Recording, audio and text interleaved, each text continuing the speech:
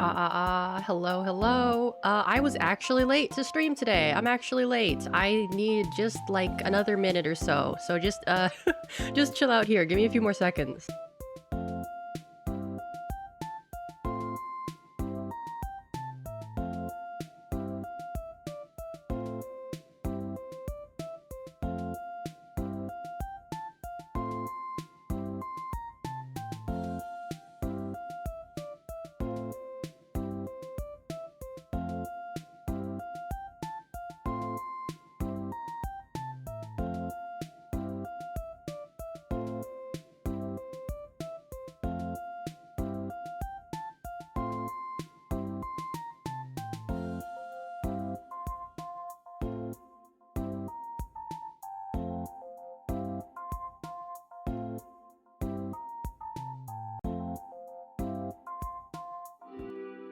Alrighty. There we go. There we go. Oh god, excuse me. I have to clear my... Oh, excuse me. Hello, hello, and welcome. Let's see. Who do we have here today? We have Vogon Poetry. Welcome. K Blizzard. Welcome. SQ Builder. Welcome. Flare. Welcome. Oh, Flare. You got... Okay, first of all, everyone. First of all, thank you, Flare, so much for the mic stand. I got it yesterday, and I have it set up. So if my voice sounds hopefully better because the microphone is closer to my face, that's the reason why. So again, thank you so much. It works great. I had to do a little bit of stuff to make it work on my desk because my desk, like I've talked about this before, like my desk, like basically what I have is I have a piece of wood underneath my laptop, and that piece of wood is sticking out off of the side of my desk, and the mic stand is attached to that. But you know what? I am getting a new desk in probably this week, sometime by the end of the week. So I should be able to use it normally when I get that in, which will be great, which will be really fantastic. So I feel like a real streamer now. I feel like a real streamer. My posture... Ooh, I can adjust the mic so I can sit up straight. Oh, there we go. Oh, my posture is gonna be so much better after this. Oh boy. But let's see. Today is gonna be a little bit different. I do not have a game planned for today because I want to do something that I don't normally do for reasons that I will get into. I want to do a Zatsudan stream because I said it in the title, I'm facing my worst fear. It's not really my worst fear, but like I just have this, I get so nervous whenever I have to do like, I don't have to do it, whenever I make myself do Zatsu streams, because I do not feel like I am a good conversationalist. Like I feel more comfortable entertaining people with my actions rather than like with my words. So I'm trying to break out of my shell and do something that I don't normally do, because I follow a lot of streamers that do like Zatsudans quite often, or just talk for really long periods of time, be it like before stream or like, you know, during stream, after stream, people who are just like good at talking.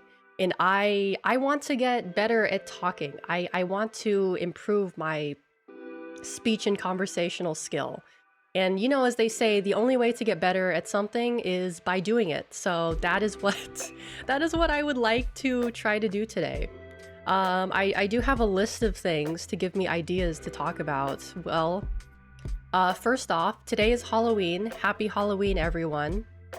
I am not doing anything today because I went to a Halloween party over the weekend. And that's why I was like so tired for like the past couple days and so miserable, because I just like I was like I fucked up my sleep schedule. I was out until like, I don't know, 4 a.m. and it's like if I'm in bed at like 3 a.m. that's one thing, but if I'm like out at 3 a.m. that's like a completely different ballpark.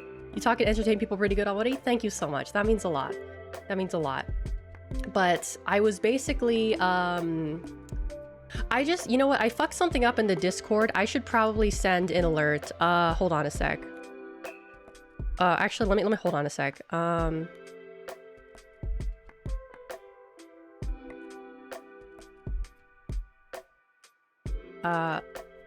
Okay, there we go. I messed something. I didn't mess something up. I tried changing things in the Discord. So it was Broiled Beef who asked me to make a role that you could, oh, that link doesn't work right now.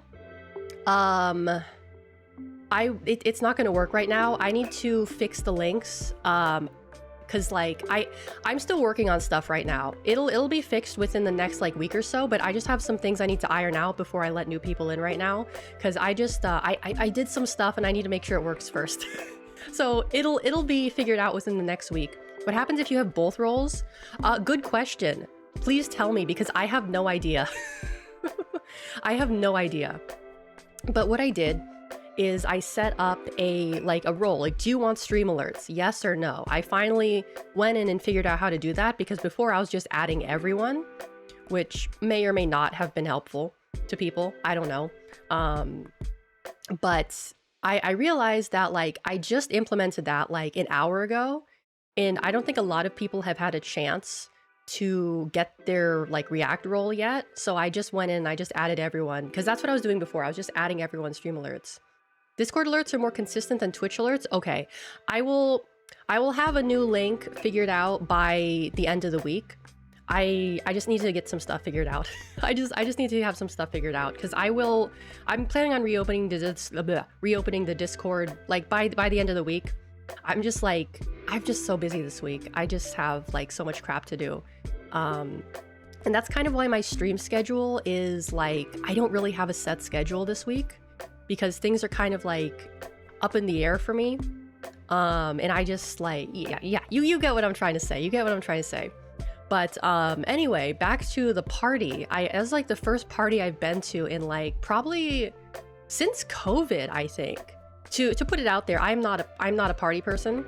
I'm like a deeply introverted person. I don't like going out and interacting with people, but I know that I do need to get like a minimum amount of social interaction from time to time. And that's what I decided to do. I'm like, okay, I need my my yearly mandated social interaction. Inigo Pana, hello, welcome. So I went to that party, which my friend was hosting. And I went with like 2 of our other friends too, that I haven't seen in like, well, I saw them a few months ago, but like before that, probably like a year, right? So it was cool. I was able to socialize fairly well. That was probably also because I was drunk, and whenever I am under the influence, I can actually socialize like a normal person. So I was able to talk to different people and learn everyone's lore, you know, like have a basic conversation, like, oh, hello, like, I'm Alex, this is my story. Like, what's your deal? what's your deal, right?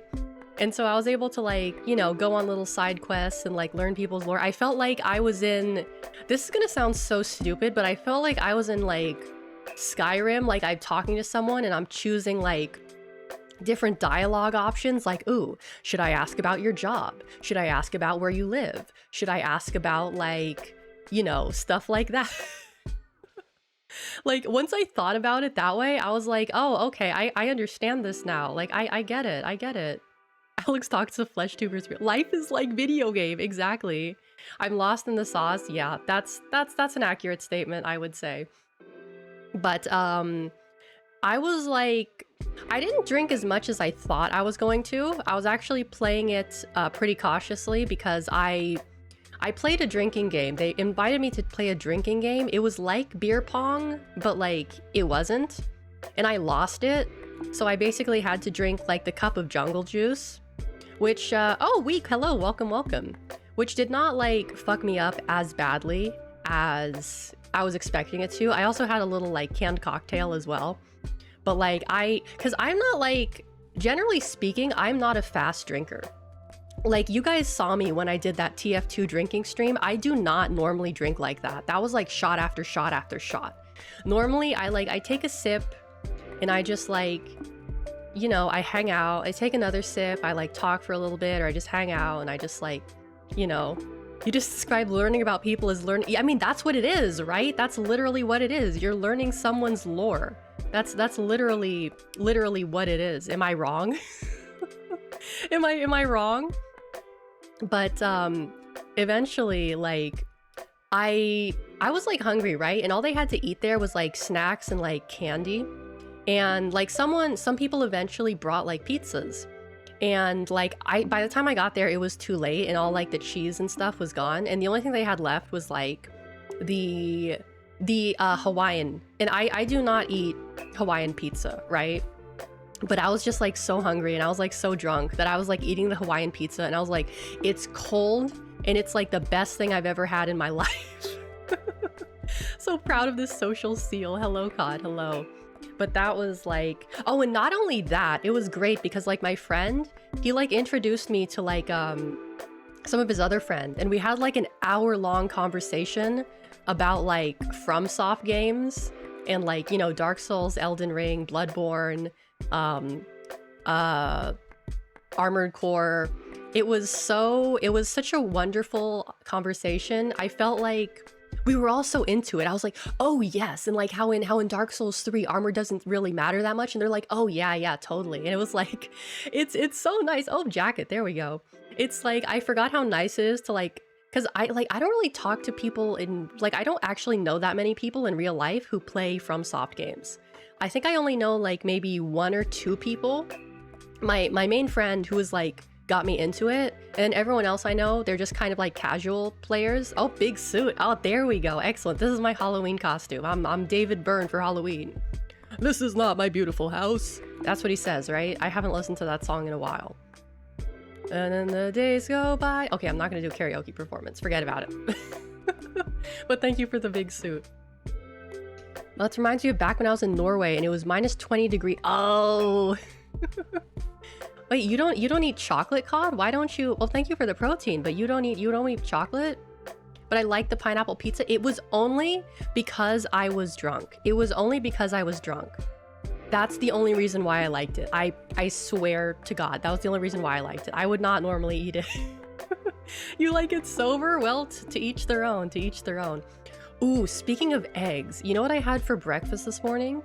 I made myself, so I've been looking at like recipes, like trying to find interesting recipes on Instagram, right? And I found this one for like chili oil eggs. And I kind of took my own spin on it, right? Because they said chili oil, but they didn't specify like what kind. I think it was like a homemade chili oil. But I got some like Laogan Ma, put that in a pan, heated it up. Oh my God, that stuff smells so good when it's hot. It's great. And I basically, I put some cheese in there too. Let me tell you what I did. So you guys should copy this recipe. So heat up some chili oil. I use Laogan Ma. I put some mozzarella cheese in the pan, waited until that kind of got melty, but not burnt. I also put garlic in there. The garlic was also really good. Cracked 2 eggs on top of it. And then I put like green onions on top. I love the way you said Laogan Ma. I don't know how to say it, but it was so good and it smelled amazing. It was really good. Highly, highly recommend. I don't really have a lot of motivation to like cook, right? But I feel like if I do ever get the motivation to learn how to cook, I'm gonna put out like a recipe book. But so far, I only have like, I think, hold on. Sorry. I only have like 3 things, like 3 recipes that I feel like I can really like, not really call my own because I did get them from somewhere else, but like 3 recipes I'm kind of working on, you know? So that would be fun to do. Because I could be making this up, but doesn't Onigiri have a cookbook? The VTuber Onigiri, does she have a cookbook or am I just making that up?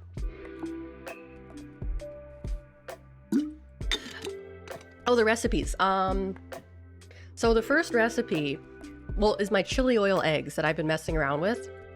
The second one is a grilled cheese recipe. That one I'm still working on. And the third one is like a, not like a bulldog noodle recipe, but like kind of like a bulldog noodle, but like it uses gochujang, like a gochujang noodle recipe. Those are the 3 I'm working on. Making a VTuber themed cooking meal. VTuber, oh, okay.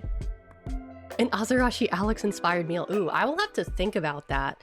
An Alex Azarashi inspired meal. What would, I mean, I love salmon. So something with salmon probably would be good. I do like a good salmon. I had salmon the other night. You don't like salmon? Are you not a fish person, or you just don't like salmon? Like fried, oh, like fried seal. Oh, no, nothing like that. The idea was salmon. Yeah. There's this, oh, you know what? There's this artist. What are they called? Moha something. I follow them, and they basically make these really cute illustrations of like a shark and a seal. And in almost all of the illustrations, the shark is like trying to or like going to eat the seal, and the seal is just completely oblivious. But it's like, it's so cute that I don't even like care that like the seal, he's like, he's not in danger. Let me see if I can find a picture and put it on the screen, because it's so, oh, samezu, that's what it's called. Let's see here. Oh, this is, yeah, there we go. Save it, and let me put it up on screen for you guys. Let's see.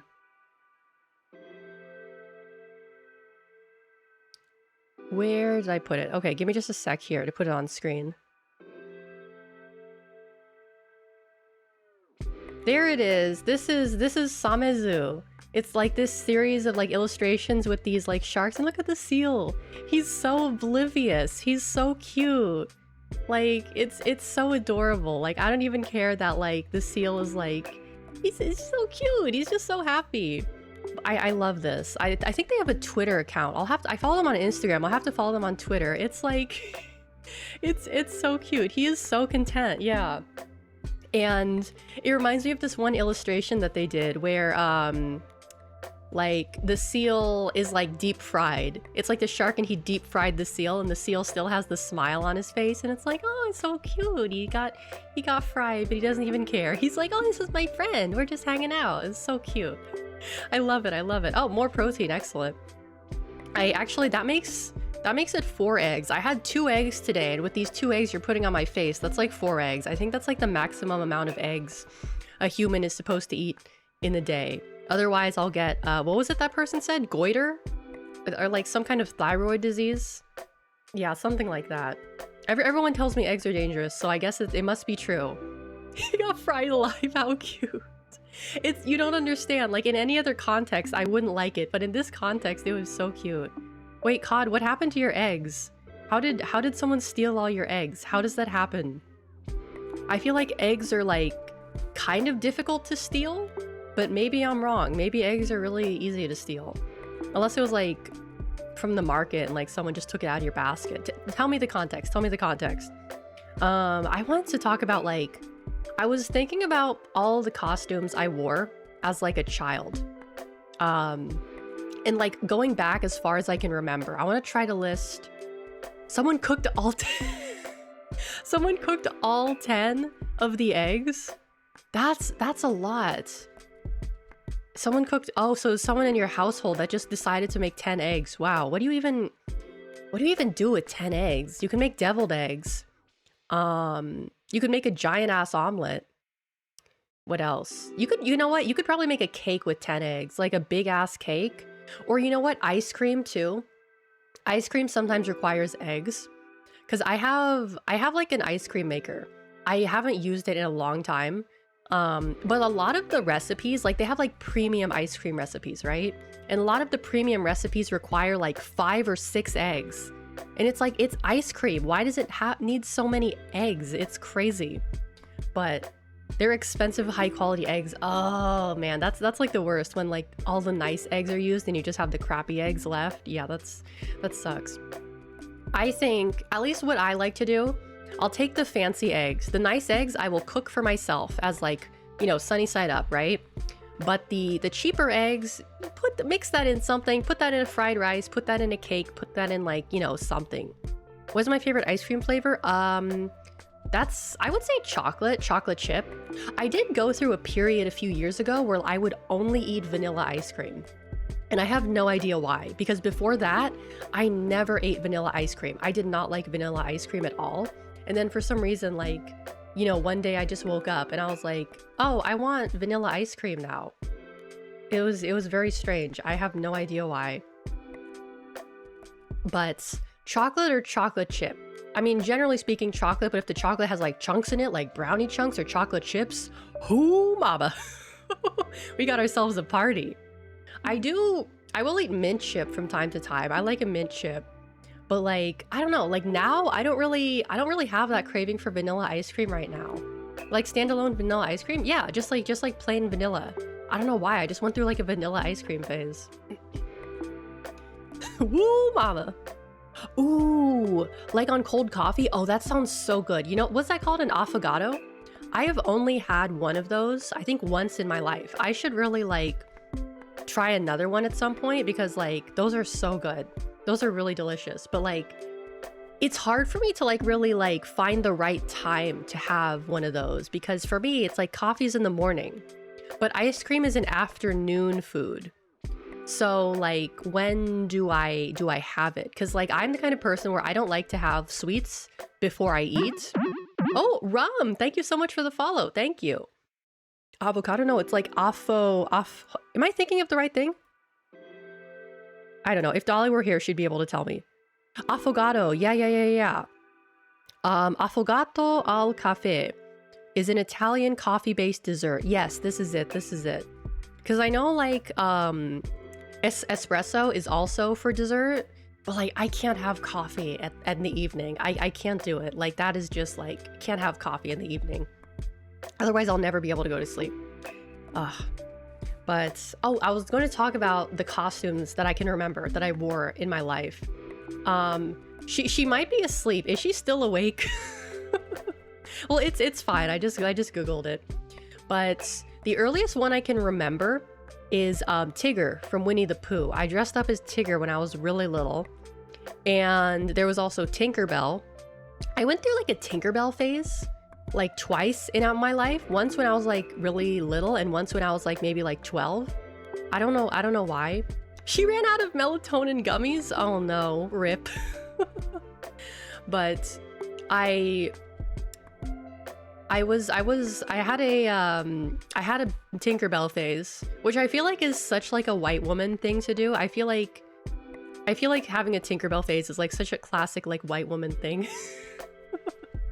But what else? I was Pikachu once. I was Pikachu.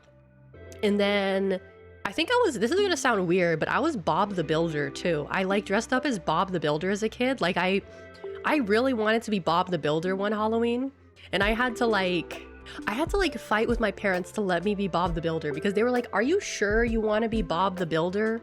Like, are you sure that's something you want to dress up as?" And I was like, "Yeah, I want to be Bob the Builder." And like, they let me dress up as Bob the Builder, and I still have the pictures of it, but I don't know why. I just really liked Bob the Builder at that time. Perhaps it was his like endless optimism or his like ability to like put things together and like put things back together if they're broken. But I don't know. I had like a brief Bob the Builder phase when I was like, 5 or 4. I don't remember how old. What was the lore? I just really liked Bob the Builder. You know what it was? It was the tool belt. I wanted the tool belt. That is what I wanted. I saw the costume and the costume had the tool belt. And I was like, I need that tool belt. I need those plastic hammers. I need those plastic screws. I need that plastic saw. I'm telling you, it was the tool belt. Because there was also another I had a Batman costume at some point, but I don't ever remember using it. Like, I think I bought the Batman costume for the tool belt as well. Just for the belt. Because I don't remember having the rest of the costume. I just remember having the Batman belt, which I think I only wanted because of like the belt. What else? And she is a cheap copy. Yeah, Bob the Builder was the OG. He truly was. What else? I don't even think like, yeah, no, just Batman, just like Batman, Bob the Builder, because I know Bob the Builder had like a female counterpart, but like I didn't like give a shit about her. I was like, no, I want to be Bob the Builder. What else? I feel like I did have like a Harry Potter costume at some point when I was a kid, like just like the robe or something, because my friend was like really into Harry Potter. He dressed up as Harry Potter like 3 years in a row. But like my friend, he like eventually, like he was not like, he's not creative. He was never creative with his Halloween costumes. So what he would always do, his costume was either Harry Potter or it was a shadow, and he would just wear like a black cloak every Halloween. And I'd ask him like, why don't you get like a costume that's like more fun? He's like, I don't know, I just don't really feel like dressing up, so I'm gonna be a shadow. And I was like, okay. Yeah, like the gender, like that did not even like occur to me at the time. Like I just like, I like literally that whole like, oh, you can't be Bob the Builder because he was a guy, that like literally did not even like occur to me. That was not even in my mind at all. I was just like, I want to be Bob the Builder, so I'm gonna be Bob the Builder. Like that is like, that was not in my brain at all, right? He seems like the dude who dresses as a tree for school plays. He probably would. He probably would have if he was like mandated to do a school play. I could see him doing that. That is definitely something that he would have done. What else? Okay, we're gonna get into the cringe territory. Well, first, we're going to do something a little bit less cringe. Well, maybe it is cringe, depending on who you ask. I remember I was Starfire from Teen Titans. That was fun. I used to really like that show before it became what it is now. I really love Starfire. She is so sweet. She's so great. I don't know what the hell they're doing with that series franchise now, but I loved Starfire. She was like my favorite. But the only thing that was like sucked about my costume is that like I had like a wig, right? And it was like a cheap red Party City wig. But like I kept getting bullied for it because like kids would like run up to me and pull off my wig. And like I had like one of those like cheap wig caps on, and people would like laugh at me like when they pulled off my wig. So that was something that I eventually had to like take off because people were just being like dicks to me about it. And the same thing, actually, no, this was when I was a little bit older, I think. What else? What other costumes did I have? Because at some point I did stop dressing up for Halloween. I remember, oh, you know what I remember? I remember I was Alice in Wonderland when I was like, maybe like 15. But it was a costume that I made myself. It was not a store-bought costume. So I was like pretty proud of that. Because I sewed the whole thing by myself. Is that why you don't show the bald layer? I literally don't know how to do it. I like don't know how to do it on this model. I've never looked into it actually. What else? But that's like as far as all I can remember right now. I mean, there is one that I am deeply ashamed and embarrassed of because of how fucking cringe it is, but I feel like it's like the perfect opportunity to share how embarrassing and cringe it was. Because like this was, to be fair, this is when I was like, how old was I? I think I was like 10 when I did this. And I was like, I mean, obviously I still am, but like when I was like, you know, 10-year-old weeaboo, right? When I was in like that part of my life. I got one of those Party City geisha costumes. Yeah.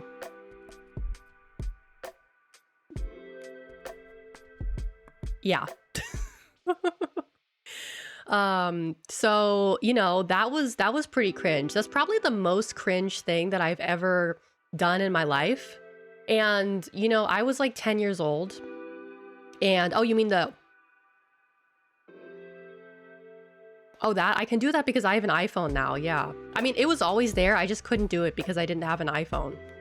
But that's probably like the most like cringe costume I've ever done in my life. And I don't think like anyone tried to stop me or say like, hey, that's like cringe. Did you buy an Apple? Oh yeah. Yeah, I mean, like I was 10 years old, right? I was like 10 years old. It was a different time. It was a different time, right? Like, come on. Don't cancel me for a costume I wore when I was 10 years old. I've seen people get like called out for less.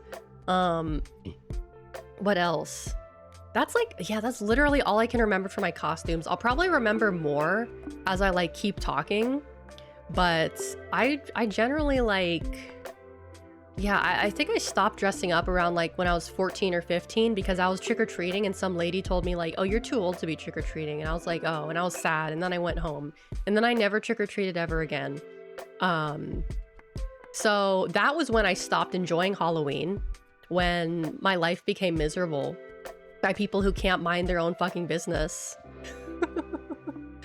But it's like, I remember I was like, a lot of people are saying that like nowadays Halloween is kind of like a holiday for adults more than kids, and I feel like that's kind of true, because it's like ever since the pandemic, like, you know, like I don't even like, I guess I'll find out today if people are going to be trick-or-treating, because like, yeah, it's basically like a Coomer holiday basically is what people say, because it's like you just dress up, you go to a party and you drink and you just like, you know, feel like shit because you're not a kid who can't enjoy the holiday anymore. It almost feels like it's like, it's fun when you're a kid, but when you're an adult, it fucking sucks, right? And I don't know if that's the way it's always been, or if that's the way it's like become. It's probably like, that's the way it's always been, like an excuse to like, you know, drink and like do crazy stuff, right? Cause like, I don't know. Like, I remember like some malls and stuff do like trick-or-treating events, which I've never been to. What we would always do every Halloween is we would drive out to the rich people neighborhoods. We would go to where the rich people live and we would trick-or-treat there. And let me tell you, that is like the best way to do it. That is the best way to do it, because like some of these houses, like crazy rich. There's this like one house that had like, it's still the strat, I hope so, right? There's this one house that we went to that had these like, not even buckets, but you know, like those bins that you use to store clothes in that are like, you could like a small person could fit inside one, like one of those big ass bins for clothes storage. They would have like 5 or 6 of those bins out, just filled to the brim with full-size candy bars for people to just like take and take and take. It was like insane, right? They must have spent like thousands of dollars on all that candy. And you know, eventually like there's this one house that had like really good stuff. Like I think like the owners were like, they owned a company or something. They're like CEOs, or like they're from a brand, and they used to give away a lot of candy, but then one year they just stopped, which was very unfortunate. But it was always fun going to like the rich people neighborhoods and stuff and getting all the good candy. I know some of you guys aren't from like the US and you like don't like know Halloween, but like for those of you who are, what is your favorite like candy? And I feel like that's like a difficult thing to do, just like to decide like what is your favorite candy, because like there's so many. But like if I had to choose, like when I went to that party that I went to, I had, oh, you know what I had? I had Twizzlers. I had Twizzlers, and those were so good because I love Twizzlers. Because are they technically licorice? Are Twizzlers technically licorice? Because I don't think they are. Because licorice, like red vines, taste completely different than Twizzlers. Twizzlers just taste like red strawberry sugary candy, as far as I know. I don't know what Twizzlers are considered, but I had Twizzlers. I had Reese's peanut butter cups. Ooh, I had Laffy Taffy too, like the Laffy Taffy banana. Those are really good. Reese's, yeah, Reese's. You know, I never got like I like the peanut butter cups, right? Just like the regular ass peanut butter cups. I've never understood Reese's Pieces. I've tried them before. I don't like them. I just don't like them. And I don't really get like, I mean, for those who like them, they must really like them. But for me, I do not like Reese's like Pieces. I just like the regular plain classic peanut butter cup. They don't need to keep like reinventing the wheel, right? With all these like weird ass, like the white chocolate one. The white chocolate Reese's are really nasty. Have you ever had those before? They are really disgusting. They're so bad. Even like the dark chocolate ones are not as good as the regular ones because they use like really shitty dark chocolate. And it's weird because I don't even like milk chocolate.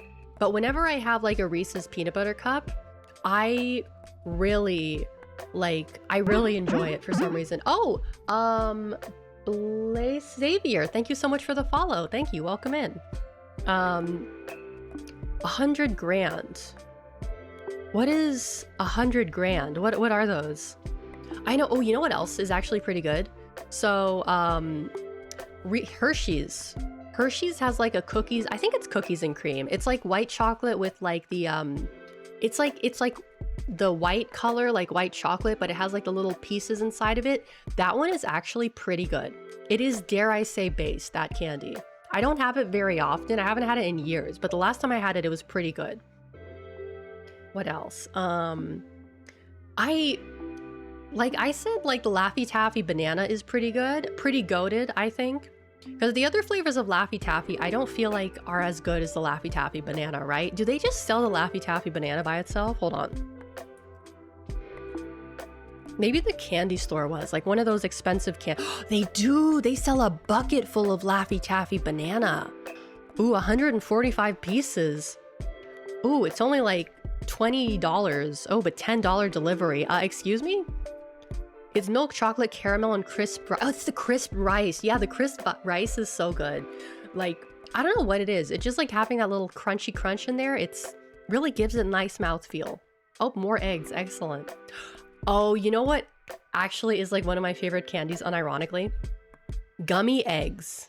I love those things. They are so good. And those are like, no one likes them. No one likes gummy eggs except for me. Because whenever I go to like the candy store, like, you know, one of those like, oh, here's like a big thing of candy, scoop it into a bag. And I go to like the gummy egg container. It's always like full, right? And they're always like stuck together because they've been sitting there for so long because nobody has got them because nobody likes gummy eggs. But I love gummy eggs. It's a really interesting flavor because like the white part, it's like sweet, but it doesn't really have any flavor. It doesn't really have any flavor. What am I playing later? No game today. No game today. I'll show you the schedule at the end, which is like not really a schedule, but today is just a chatting stream. Candy corn. Candy corn. Candy corn is like one of those things where it's like you have a couple pieces and you're like, oh, this is good. But if you have more than like 10 pieces, then immediately the flavor just like it tastes disgusting, right? Like you have a little bit and it's like fine, but you have more than that and it's like I cannot eat this ever again in my entire life. And then the same process repeats the next year. Like, oh, this is good. Just kidding. No, it's not. It's terrible. Because I remember like I used to like buy myself a tiny, oh my goodness, Rum, thank you so much for becoming a big slappy. Thank you. I really appreciate it. Is this like an implicit way of why you also like the egg throw redeem? I like eggs, like conceptually and as a food. I just think they're really cute and they're really fun. Like, I don't know, eggs are cute. Like, look at this little egg. Like, it's got the white and it's got the yolk in the middle. I don't know. I just like the aesthetic of eggs. They're just cute. They're just cute. I don't know how else to explain it. Yeah. They're cute, right? Am I wrong on that? Like egg prints. I'm gonna show you like, okay. Have you ever seen like, I used to have this sweater. It was like a sweater that had like an egg print on it. Searching egg print does not give me any results, but like egg print clothing. No, that's not it. I had an egg print sweater. It was so cute. Like the egg hairpins from Monogatari. I've heard of Monogatari, but I don't know about the egg hair clips. Monogatari egg. Oh, that's so cute. Oh, I love that. That is so cute. Oh my god. I did always want to have like an egg hair clip, but did I make myself one at some point? I might have made myself one at some point. Jeffrey Basil, hello. Anyone else seen someone dressed up as I wanted to be a skivvy toilet for Halloween. I'm not gonna lie, because like I found this Halloween costume that was just like a toilet costume and it goes on your head. Because I was thinking about like wearing that to the Halloween party, but I was like, here's the thing though. I'm an adult, and if I go to a party with other adults and say to people, hello, I'm dressed as a skivvy toilet for Halloween, I don't think that's going to be a very good look for me. And frankly, I just do not have like the strength of character to go around to people that I don't know saying like, hello, do you know what a skivvy toilet is? Oh, you don't know? Well, you see, there's this YouTube series. You know Gmod? Oh, you don't know Gmod. Okay. Well, Yeah, that's not gonna be good for my rep. That's not gonna be good for my rep. I feel like, because I feel like a TV man is a little bit more cool, right? Because it's like, oh, you've got like a camera for a head. That's like conceptually interesting. Like, it doesn't necessarily need to be from something, right? Because I've seen people dress up as like, have like TV heads that have like LED screens on them that show like different faces. I've seen people do that, like not from any series, but just like, just for doing it, right? Yeah, it's like an easy costume too, because you could just say like, oh, I'm like a computer. People be like, oh, that's so cool and creative. But it's like, if I were to be like, hello, I'm a skibbity toilet, people, it's like, you know that meme? You know that meme where it's like the lady and she's like, oh, hello, and then like the other guy comes and she's like, hello, HR? It's like that. Like, you dress up as like a speakerhead or a cameraman, and it's like, hello, beautiful. It's like, oh, hello, you dress up as a skibbity toilet, and the lady's like, hello, HR? It's just like that. It would be exactly like that. I'm telling you guys.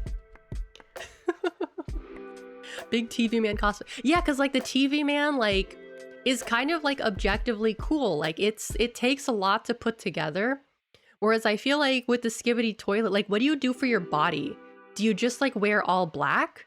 Or do you like, is like how the logistics of it?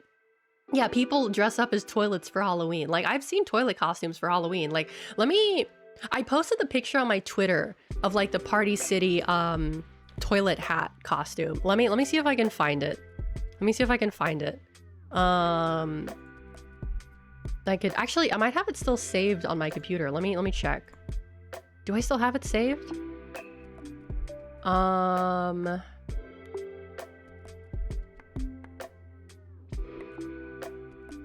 Where is it? I'm positive I saved it on this. You know what? It was on my phone. It was on my phone. Okay, how far back do I have to go to find it? Pretty far back. Okay, I'm not gonna do that right now because that's gonna take me a while. You can be one of the skibbity mutants. Oh yeah, yeah. Like, maybe like if skibbity toilet becomes more, I mean, it's already pretty mainstream, I feel like, but like, if it becomes more mainstream than it already is, then maybe I would be like fine if I were to say, oh, haha, I'm a skibbity toilet, and people would be like, oh, that's so silly. But like, as it is now, I feel like it's still kind of like niche for like 12-year-olds and people who spend too much time on the internet, right? That's how I feel like it is right now. Ugh. Because let me look up toilet costume just to see. Okay, there's like the one where it's like, there's a urinal there's like the one where it's like your head is on top and then your hands stick out of the side as the toilet. I guess you could do that. I guess you could. But like the skibbity toilet costumes are like one pieces, like a like just like a black one piece with like a really bad like print of like the toilet on the front. Yeah, like these, like, oh, let me show you guys. Let me save this.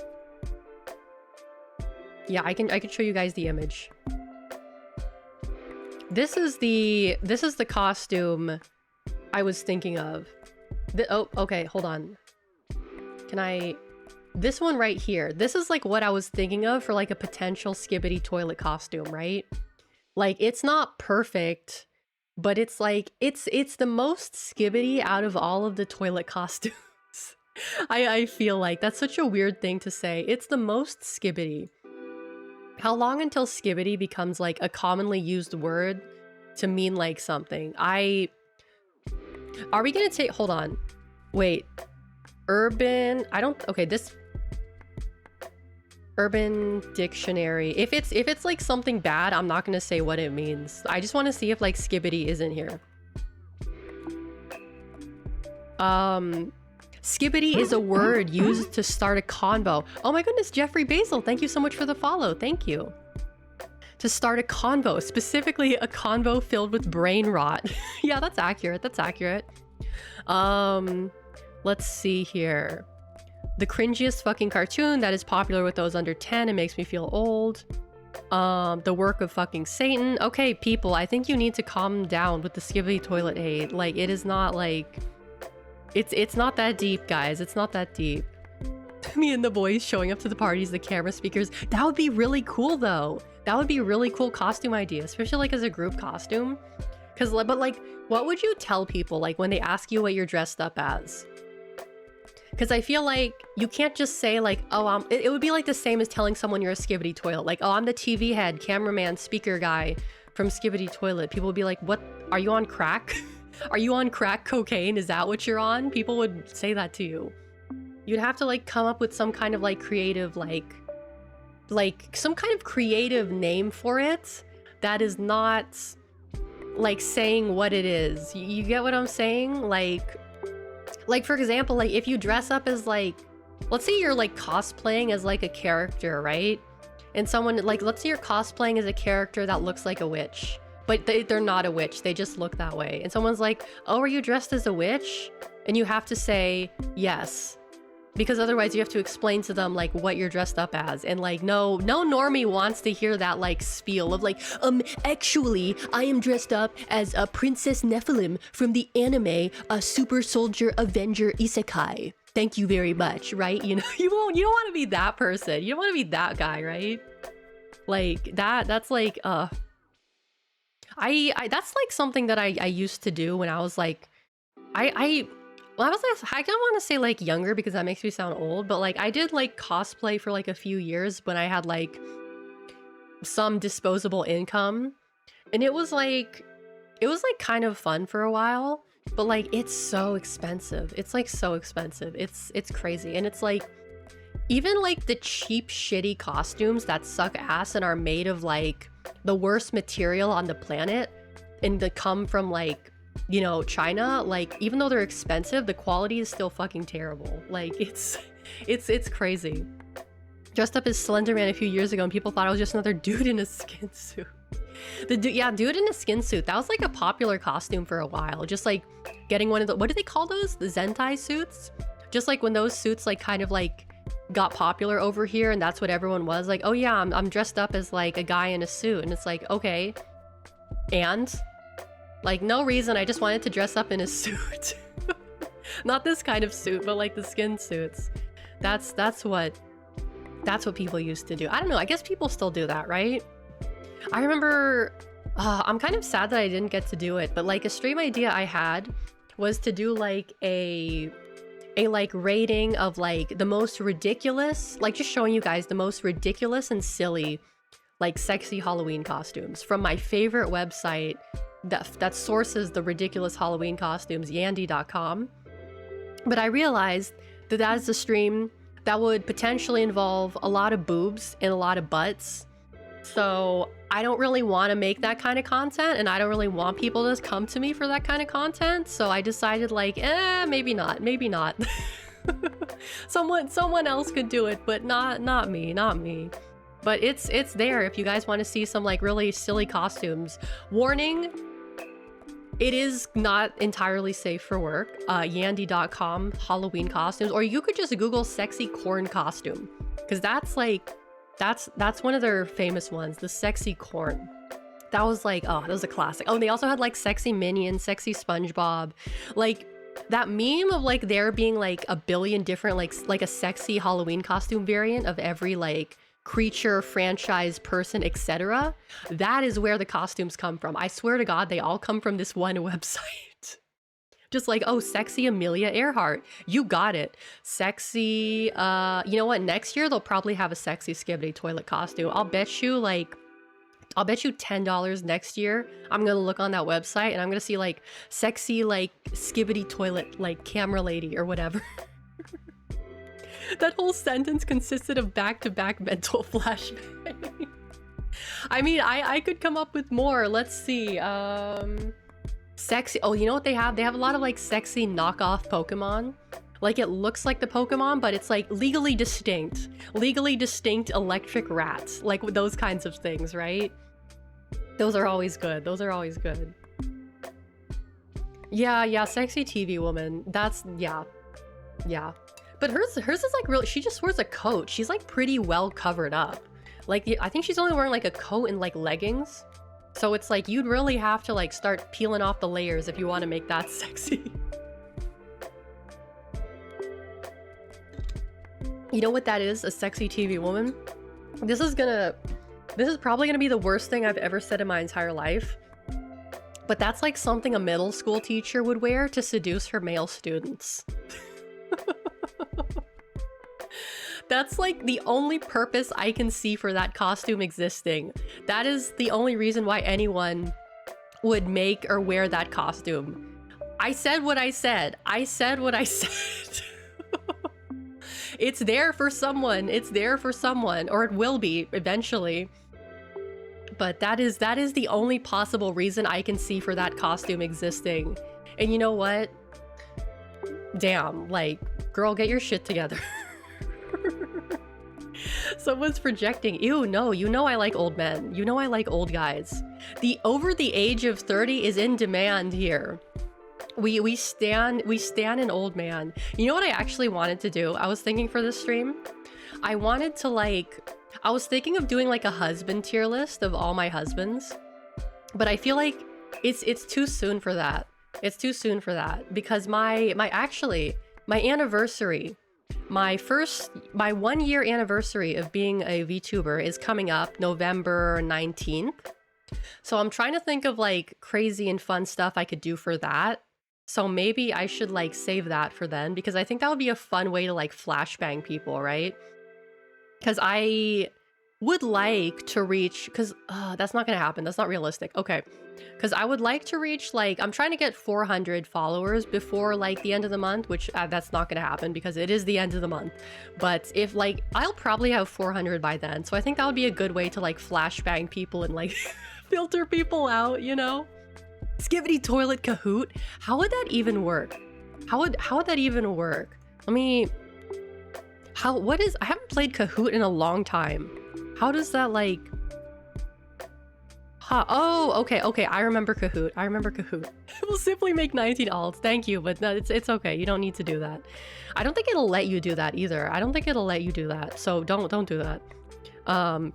Yeah, I remember doing Kahoot. Okay. It's Norwegian? Really? I didn't know Kahoot was from that area of the world. I was gonna say Norwegia, but that's... that's not correct. That's not correct. I did not know it was from there. Okay, that's fascinating. That's kind of like how... You know, this is like completely unrelated, but like... I didn't know that Lazy Town was from Iceland. It's from Iceland, right? Lazy Town? Let me double check. Oh, you know what I really wanted to do when I was a kid? I wanted to dress up as the girl from Lazy Town, Stephanie. Oh, that's not in English. Let's see. I wanted to dress up as the girl with the pink hair from Lazy Town, but I think like I was too old to at the time and I couldn't find a costume that fit me. It's based on a stage play. Oh, it is Icelandic. It is Icelandic. Okay. Yeah. Like, the Cooking by the Book Little John remix, that was a classic. Because I remember, like, there was a lot of, like, costumes that I wanted to do, but, like, a lot of them were for, like, babies or, like, little kids. Because it's, like, that's also what sucks about, like, being a girl and finding Halloween costumes, especially if you're, like, a teen girl, is that it's, like, you can't have a normal costume. It's, like, always, like... vaguely sexy, like, oh, here's like a witch costume with like a mini skirt, oh, and it has like a low neckline, and it's like, that's not what I want. I want to be like a bog witch with like a cloak and like a long dirty dress. Like, the fuck? Like, it's like, oh, you can't fit into the baby costumes anymore, so you have to start going into like the tween costumes, and the tween costumes are kind of like that, like weird, like kind of in between place of like cute and sexy, and they're so uncomfortable to wear and just like to look at, right? But it's like all that's available to you, and it's like, okay, damn, like like that sucks. Because yeah, it's like it's like the sexy Halloween costume meme, like I was talking about earlier, how it's like everything, like once you get to a certain age, the only costumes available to you are like the sexy Halloween costumes, right? So that's also why I gave up on Halloween, right? Because like none of the costumes I wanted to wear would fit me anymore. And like I think I did make like a few costumes after that. I did make a few of my costumes because of like Sorry. Because like I just couldn't find anything that I liked. But I was always like, I don't know, I wanted to do things that were like, not like the other girls. I want costumes that are like different and interesting. I'm kidding. But like, I just didn't like the way they looked, right? I didn't like the way they looked. I didn't like the way they felt on me or the way they looked on me. Oh, an SCP costume. That's a really good idea for a costume. Like an SCP Foundation scientist. Oh my god, why didn't I think of that? Like, SCP is like more well known than like Skibidi Toilet, I feel like. Because I feel like if I went to the party I went to, granted, most people at the party that I went to were like either weeaboos or like D&D nerds. So I feel like an SCP costume would have been relatively well received there. Right? Like I was able to have that like super autistic conversation about like From Software games for like an hour with like those guys. But like it was like a nerd party, right? So I feel like that's like a really easy one too. Just put on a fucking lab coat, get like a name tag that says like, oh, SCP Foundation researcher, and like get a clipboard or something. That would have been, oh, that's such an easy idea. Maybe I should do that next time. Except like, oh, everyone thought you were just a generic. Yeah, that's the problem with SCP-049. Yeah, just the generic like drop doctor one. You know what my favorite SCP is? My favorite SCP is actually the, I don't remember the number of it, but it's the Red Sea object. Do you guys know that one? SCP Red Sea object. That is like 999? Oh, it's 093. 093. That is my favorite SCP. It just like the lore behind it, just like the world that is built within the confines of that SCP entry is so wide. And there's also the story, Lord Blackwood in the Land of the Unclean. That is like one of my favorite like SCP stories. Like I think it's one of the best ever written. Like it's so interesting. Like the world they build is just so fascinating to me. And it's also like because of like how like heavily like Catholic it is. It's like weird like futuristic Catholic, right? But it's like it's so interesting. 079. What is 079 again? I can never remember the numbers. Numbers elude me. What is 079?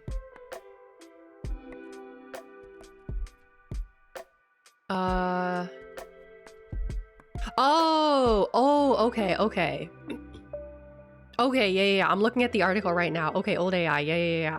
I'll have to look at this later. Have I read this before?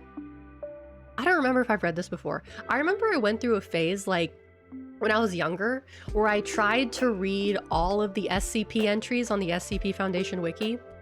It did not go very well. I think I gave up after like maybe a couple hundred. Because like some of them are really short, but some of them are like really, really long, like crazy long.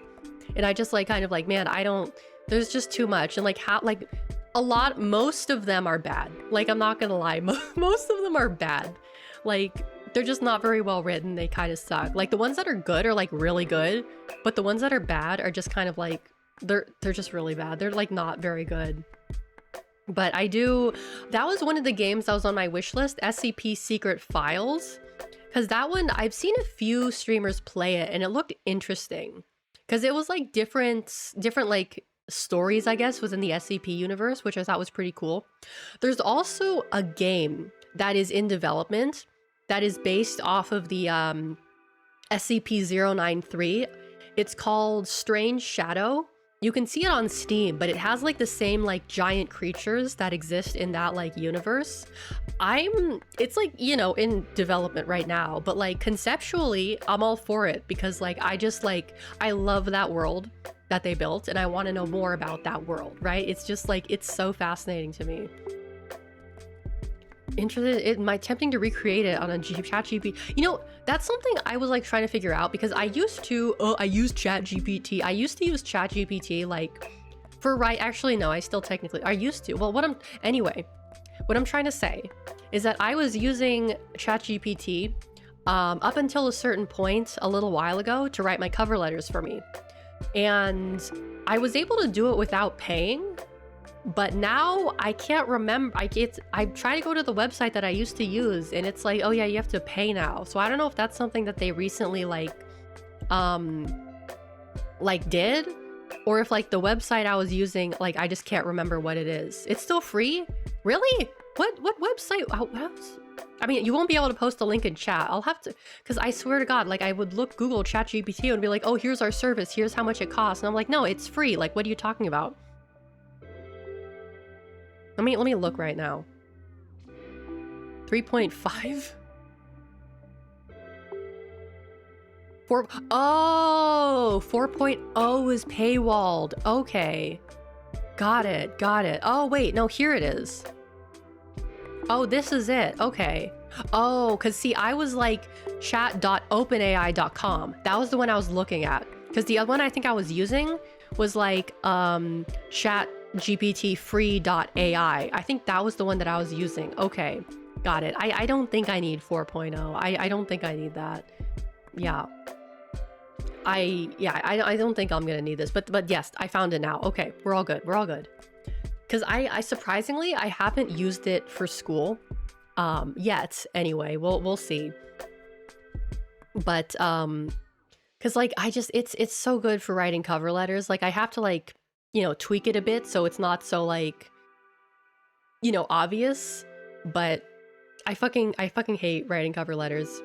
I'm taking, excuse me, let me get some water. Hold on, my throat is dry.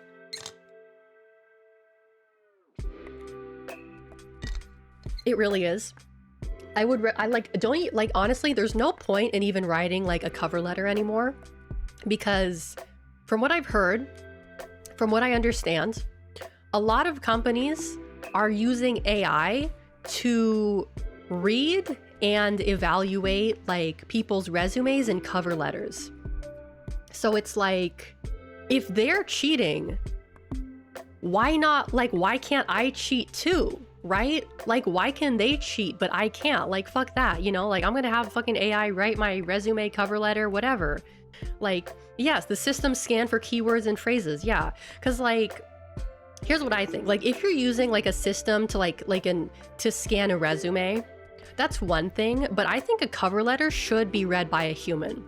I think a cover letter should absolutely be read by a human, because like a resume is like, you know, depending on the formatting, like, because the one thing I hated about making resumes is like figuring out how it should look. Like, oh, like, because I remember like when I was doing my resume, or at least the way it used to be, is like, oh yeah, your resume has to like be visually interesting, but not too visually interesting.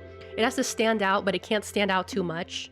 You should use like maybe this color, but not this color. And it was just like, oh my God, I don't have to worry about that anymore, because they're not even looking at the colors. They're not even looking at the formatting. They're just looking at what's on there. So in one sense, that makes it like a little bit easier to deal with. But it's still like kind of bullshit that like, oh, it's not even a human that's looking at my resume, right? It's just like a stupid robot that's just trying to like scan and see if I am like a person of value, which is like, for career fairs. Yeah, I can see that being important for career. Do they still do career fairs? I guess they must, right? Like, I don't know. But yeah, because it's definitely like getting the interview is the hardest part, I think, because you have to go through all those like hoops and bullshit to like, oh, you have to trick the AI into thinking that you are a person of value to this company. That's the only way to get an interview, is you have to trick the AI into thinking that you're good enough for them, right? So it's like you have to do that, and then you have to get the interview, and then you have to like wait for them to like, you know, do their bullshit, right? It's like, it's a mess disaster. It's a mess disaster.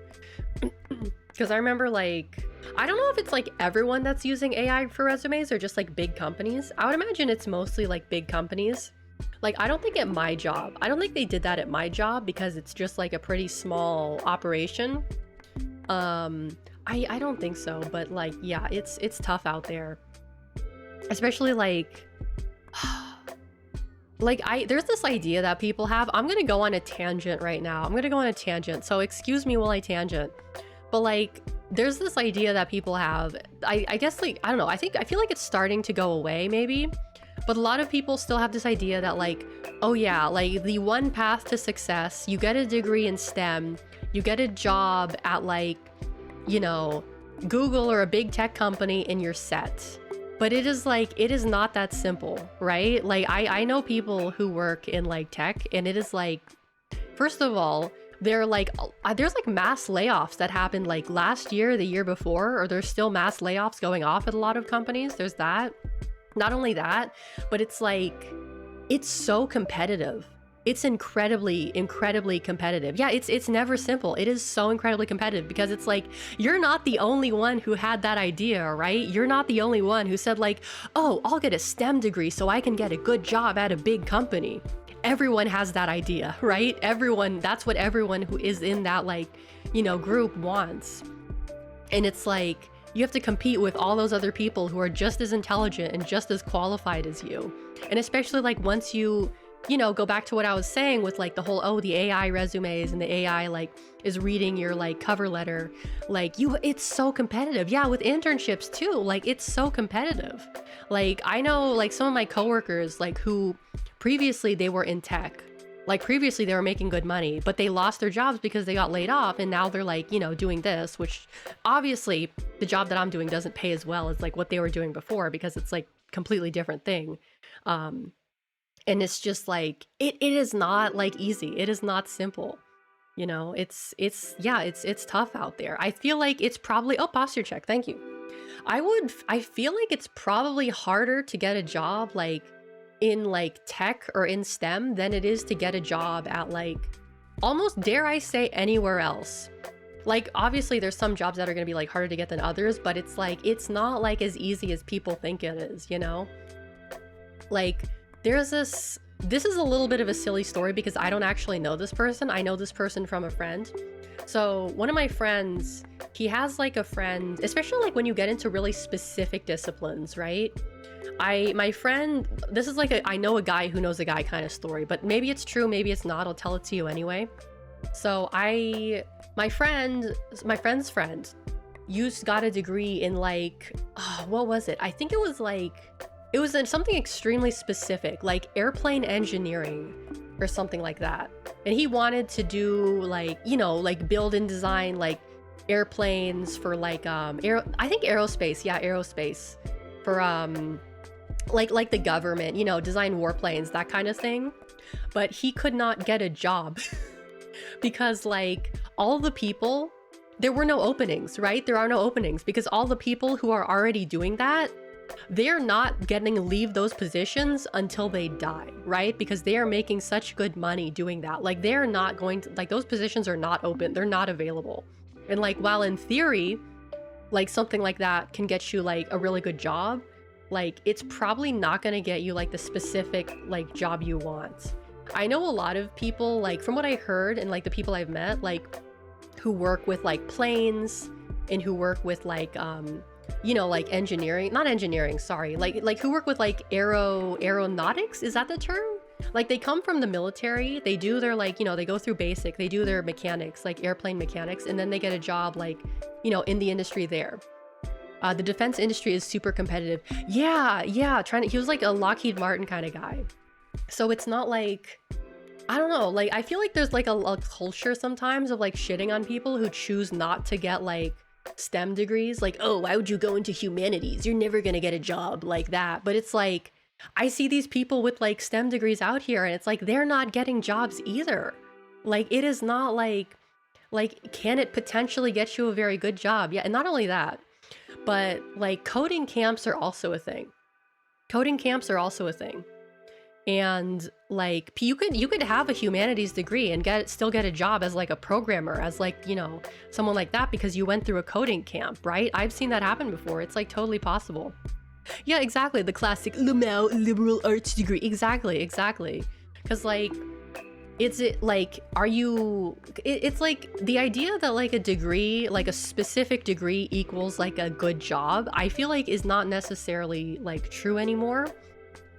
And that's like something that like, I guess like I kind of had to like help my parents understand. I think they think they understand it now, because they gave me a lot of shit for like, you know, trying to go to art school and stuff. And while I didn't like complete that, like it's still like, I don't know, just the idea that like, oh, you have to get a degree in this, otherwise you'll never get a job. That's like such a, it's such an outdated concept, I feel like, especially like with the way things are right now. Like you're lucky if you're able to get a job like at all, because it's so competitive right now. It's like, it's not like, oh, cool, we're hiring, you're hired, come back next week. It's exactly, it's demoralizing. It is competitive. It's not like there's no easy way to getting a good job. I think that's true. That's, you know what, that's perfect for Halloween, because that's so scary, right? What's scarier than talking about like jobs and trying to get a job? What's scarier than that? Ooh, getting pretty spooky here tonight. Oh my goodness. Well, I guess you know what would be interesting? Actually, it wouldn't be interesting. A horror movie about trying to get a job. I feel like that would be like a pretty depressing movie more than scary. What's scarier than talking about the future? Exactly. I watched a video earlier today. It was called like The Death of Analog Horror or something, which is like, it was like kind of a clickbait title, right? A super clickbait title. But I wanted to watch it because like I do like analog horror, and I am like kind of interested in it. And like I feel a lot of the things they were talking about was very like, it's become overdone, right? There's so many like tropes and things that people have just like overdone to the point that they're not scary anymore. Like I remember, I'll tell you guys what I watched that I really liked. I really like the Mandela Catalog. And I know that's kind of like controversial because some people say like, oh, it's not scary, it's just like a spooky face scary. But as far as I know, the Mandela Catalog was like the first to kind of like do like the spooky face, or rather the Germa face as he called it. But because I don't know, I think it's effective. Like it does go on your kind of that primal fear you have of things that are what's the word? Like they're not normal, but they're like off, right? Oh, what was that word again? He was talking about. Oh, it's uncanny valley. That's it. Like that uncanniness, like that like is an evolutionary, excuse me, like fear, right? It is like something that is instilled in us from like just evolution. And it feels like people who like aren't scared by that, it's like, okay, you probably would have died out in the jungle. That's probably why you would have. Yeah, that's why I don't like monkeys. They're like, they're too uncanny. They're really scary to me. That's why I'm scared of like monkeys, apes, primates. Like that's what, ugh, they give me the heebie-jeebies. Like when I see like videos, like even if they're just sitting there doing nothing, it still like gives me goosebumps. Like, oh, it's like us, but it's not like us. It's scary. It's weird. Oh, I don't like it. The fear of the almost human. Yeah, exactly. But like what were the ones that I watched recently? I know I watched Vita Carnis, and I have mixed opinions about it because like I kind of respect what they were trying to do, but seeing like the paper mache monster just ruined it for me. It was like, it's so obviously paper mache, and it's like,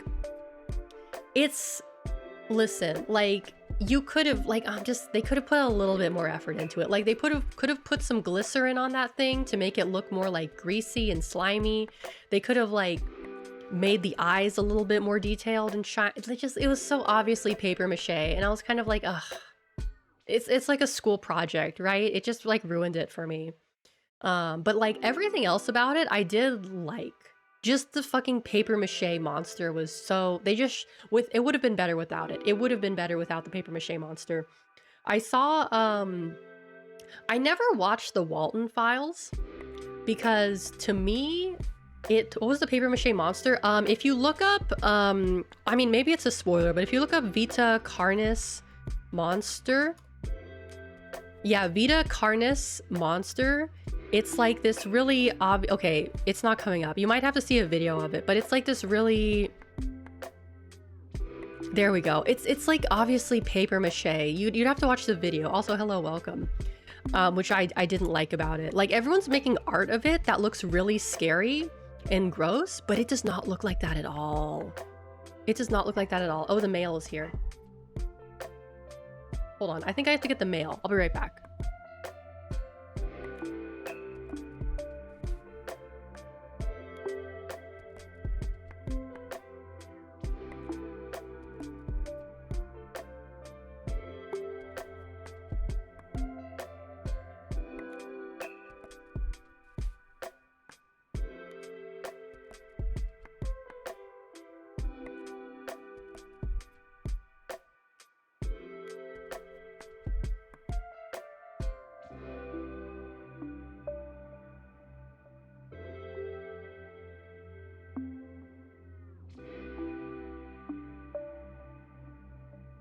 Okay. There, hello? Okay, there we go, there we go. Oh, thank you for the head pat. But, what was I talking about? I was talking about Vita Carnus and how I didn't like it. There's another one that I watched. Oh, the Smile tapes. The Smile tapes were pretty fucking bad. The Smile tapes was just like, what if we ripped off the Mandela catalog? And it just felt like a rip off of the Mandela catalog. Like, oh, it's creepy. Let's do more of this. Which was like, I don't know. Like they were saying in the video how like analog horror as a genre is really stagnating. And I feel like that's true. I really do feel like it's true because it's like every time I try to watch a new analog horror project, I'm like, this is like, you're ripping something off and you're not doing a very good job with it, right? Like you're just ripping it off and you're not doing a very good job with it, which is unfortunate because I do really like the genre and I do like the things that people come up with, but it just not a very creative. Sometimes these people are. Like I remember, like wasn't after Slender Man. Hold on.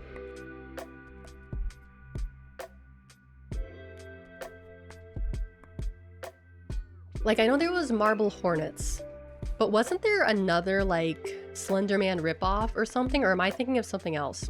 What do I think of the Backrooms? Good question. I think it was good before like it got like what happened to it basically before it became like a meme, right? Like conceptually very unsettling, very creepy. It didn't need to be anything more than like what it was, but is kind of like as people just like kept expanding on it, it just kind of got like, oh, Backrooms Sanic neck spot, like, you know, that kind of bullshit, like skibbity neck spot Backrooms bullshit. Like it kind of just became like, it basically became a meme, right? Like, oh, it's the Backrooms, which kind of sucks because like it was just it's like one of those things that just comes out of like 4chan that's like actually really good and interesting, and then it just gets ruined by like everyone and everything. It just gets run into the grounds until it's like nothing left. The Backrooms YouTube series, that was the one by what's it, Kane Pixels? Is he the guy who did the Backrooms? Yeah, Kane Pixels. Yeah. I've watched some of that, but I also feel like he kind of had a hand in making the Backrooms what it is today, which like I don't resent him for it, but it's kind of like he is partly responsible for like, you know, what happened to it. Like I'm looking at his YouTube page right now. Like I remember like the Backrooms found footage, like that was like, really, that was only a year ago? I feel like that came out like years and years ago. Okay. Like maybe it was after. Okay. Excuse me. I keep having to wipe my nose. Cause like it kind of got into like, oh, like I like his work is very good. I'm not saying his work is bad. Like he does a very good job with what he's doing. Like as a, all this stuff is 3D, I think. Like as a, like I don't know how he does it. If he's animating it himself, if he's like designing all this stuff himself, like whatever he does, he's very good at it. Because visually it's very convincing, it's very good. And like he's, because like looking at his older work, like he did a lot of like animation and like special effects, like graphic stuff. Like he's extremely good at what he does. And I can respect that. Like it looks live action, which is crazy. Like he has perfected the look of like live action, retro look. Like it's literally like analog live action. It looks so real. It's crazy.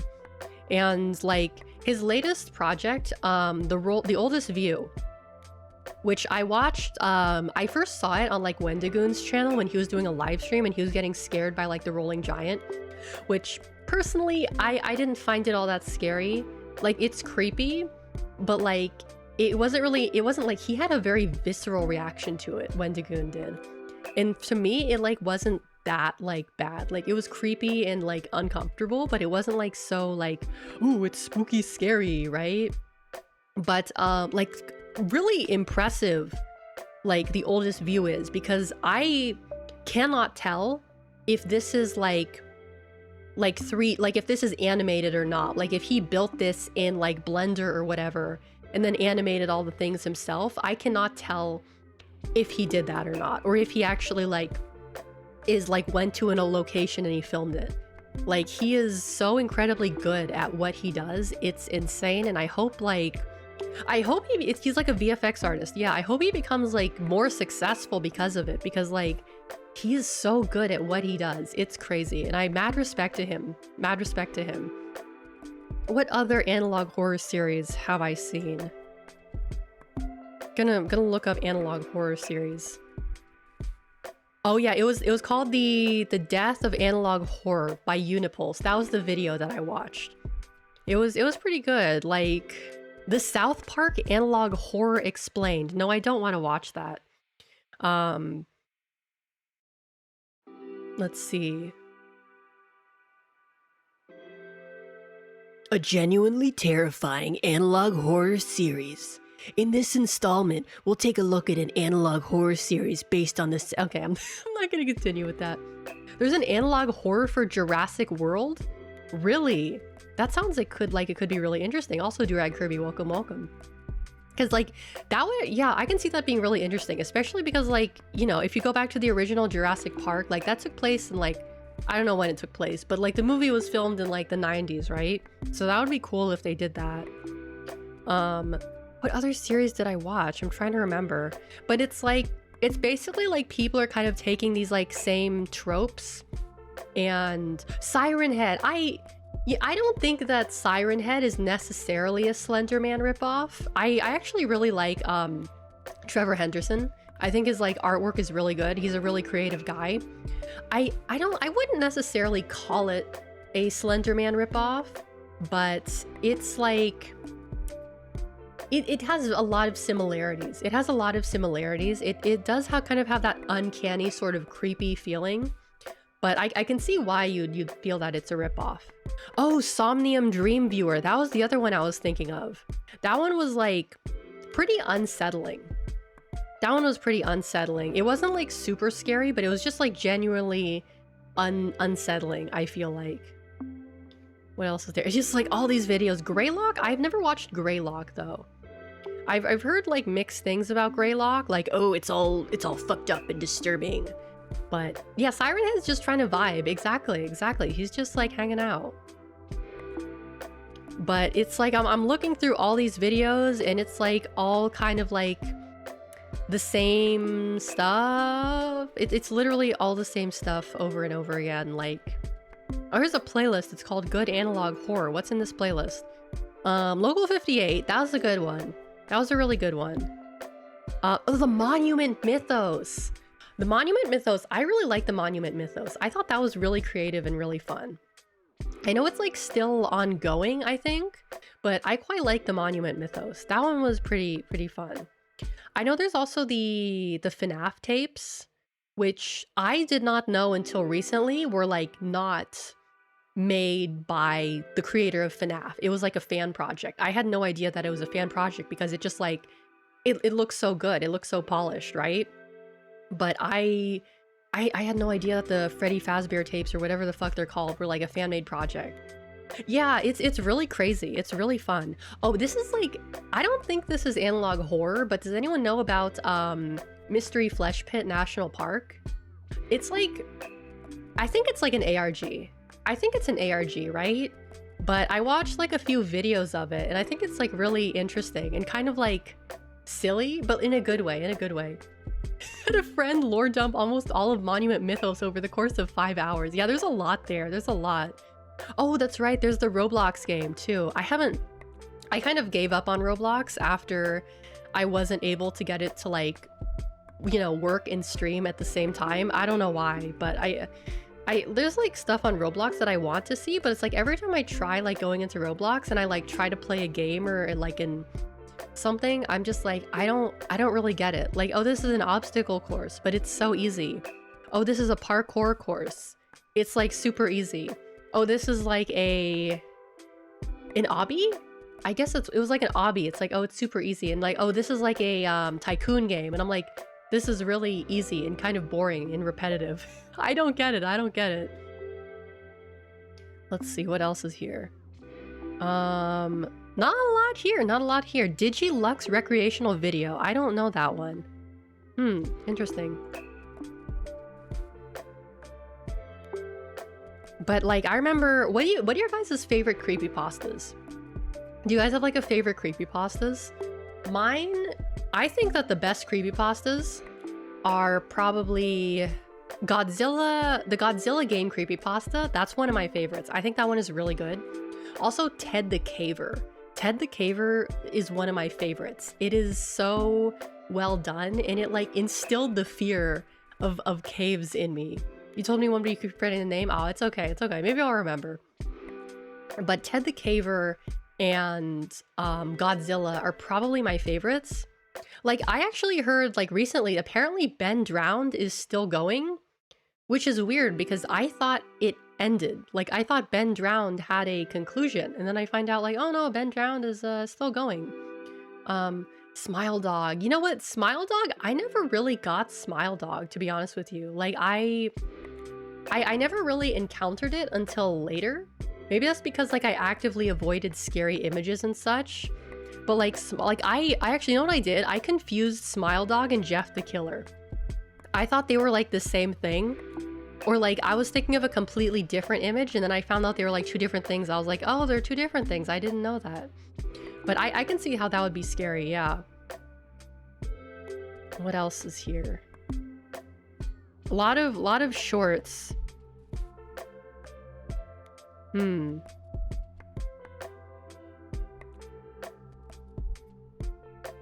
Yeah, it's a lot of like schlock and garbage in here.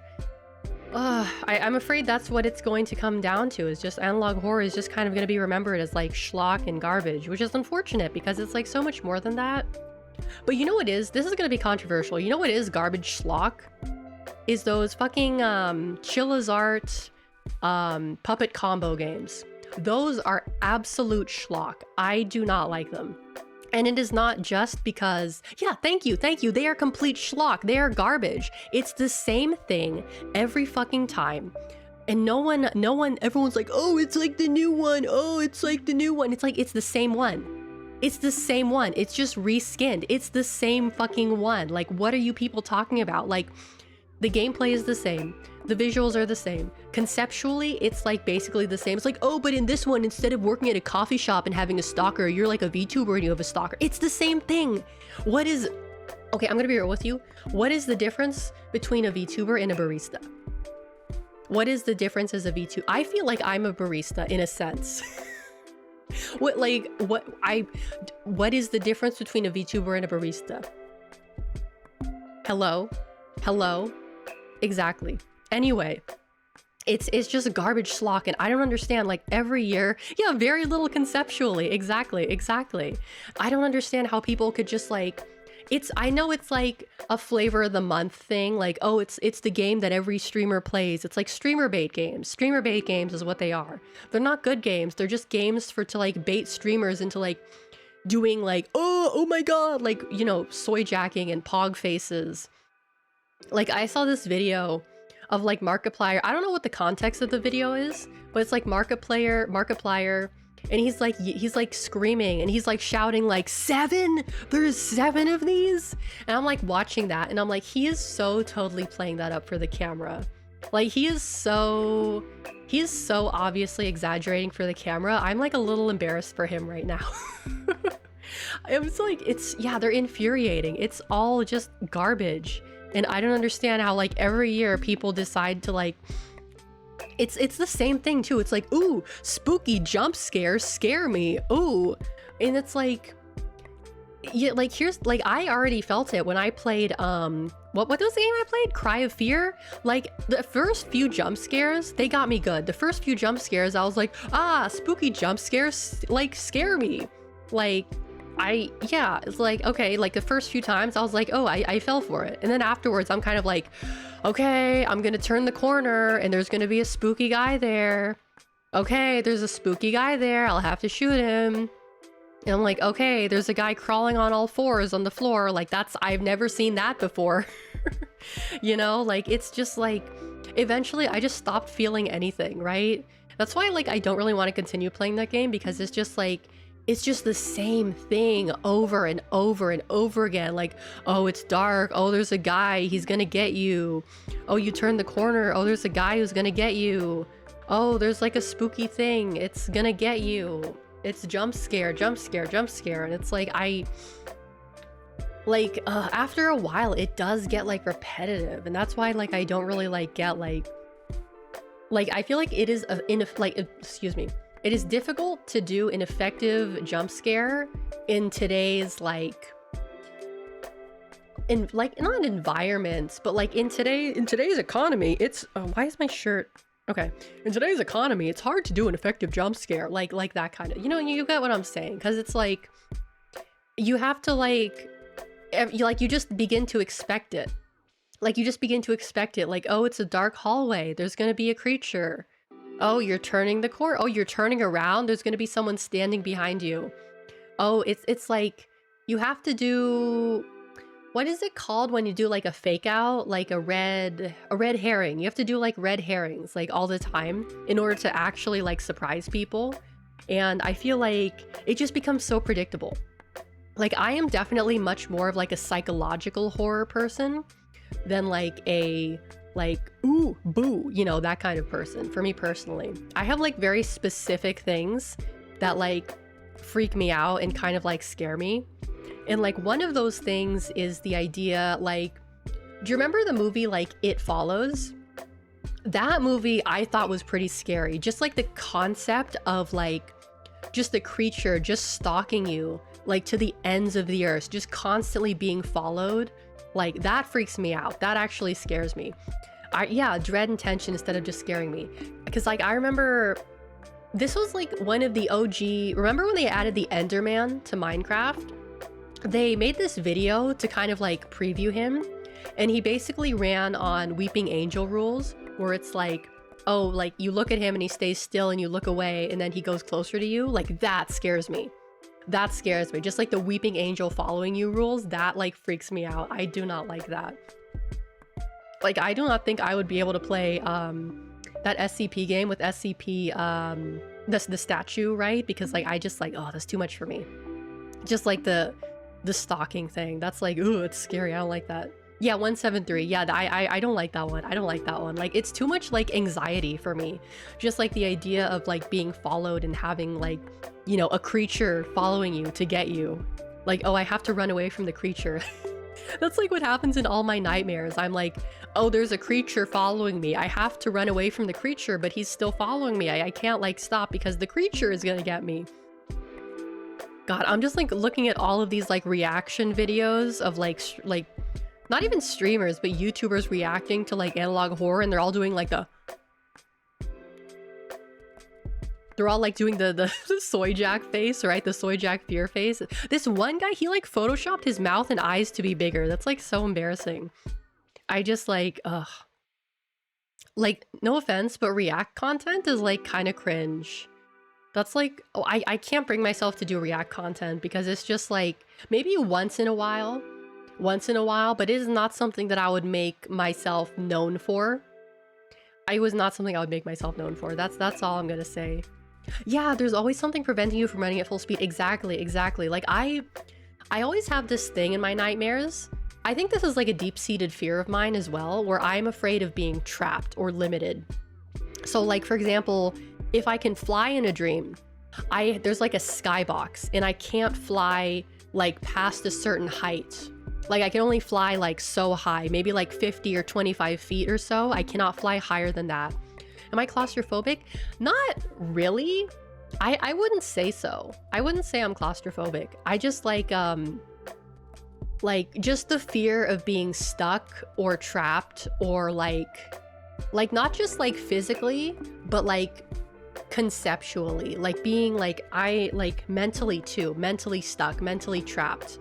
That's like another thing that like is really like always been a fear for me. Just like being stuck in one place for too long. I don't like that. And that's like, even like, because I've moved several places in the course of my life, and I have never really felt like each time I was there, it was fine for a little bit, and then I began to feel like trapped. in a sense. And, you know, part of it is because like I was a kid and I didn't really have any reliable way of like getting places by myself or like, you know, doing things. But I've always felt like trapped in a sense. So that's like why one of my, like a common theme in my nightmares is being like unable to move or reach, like go where I want to go.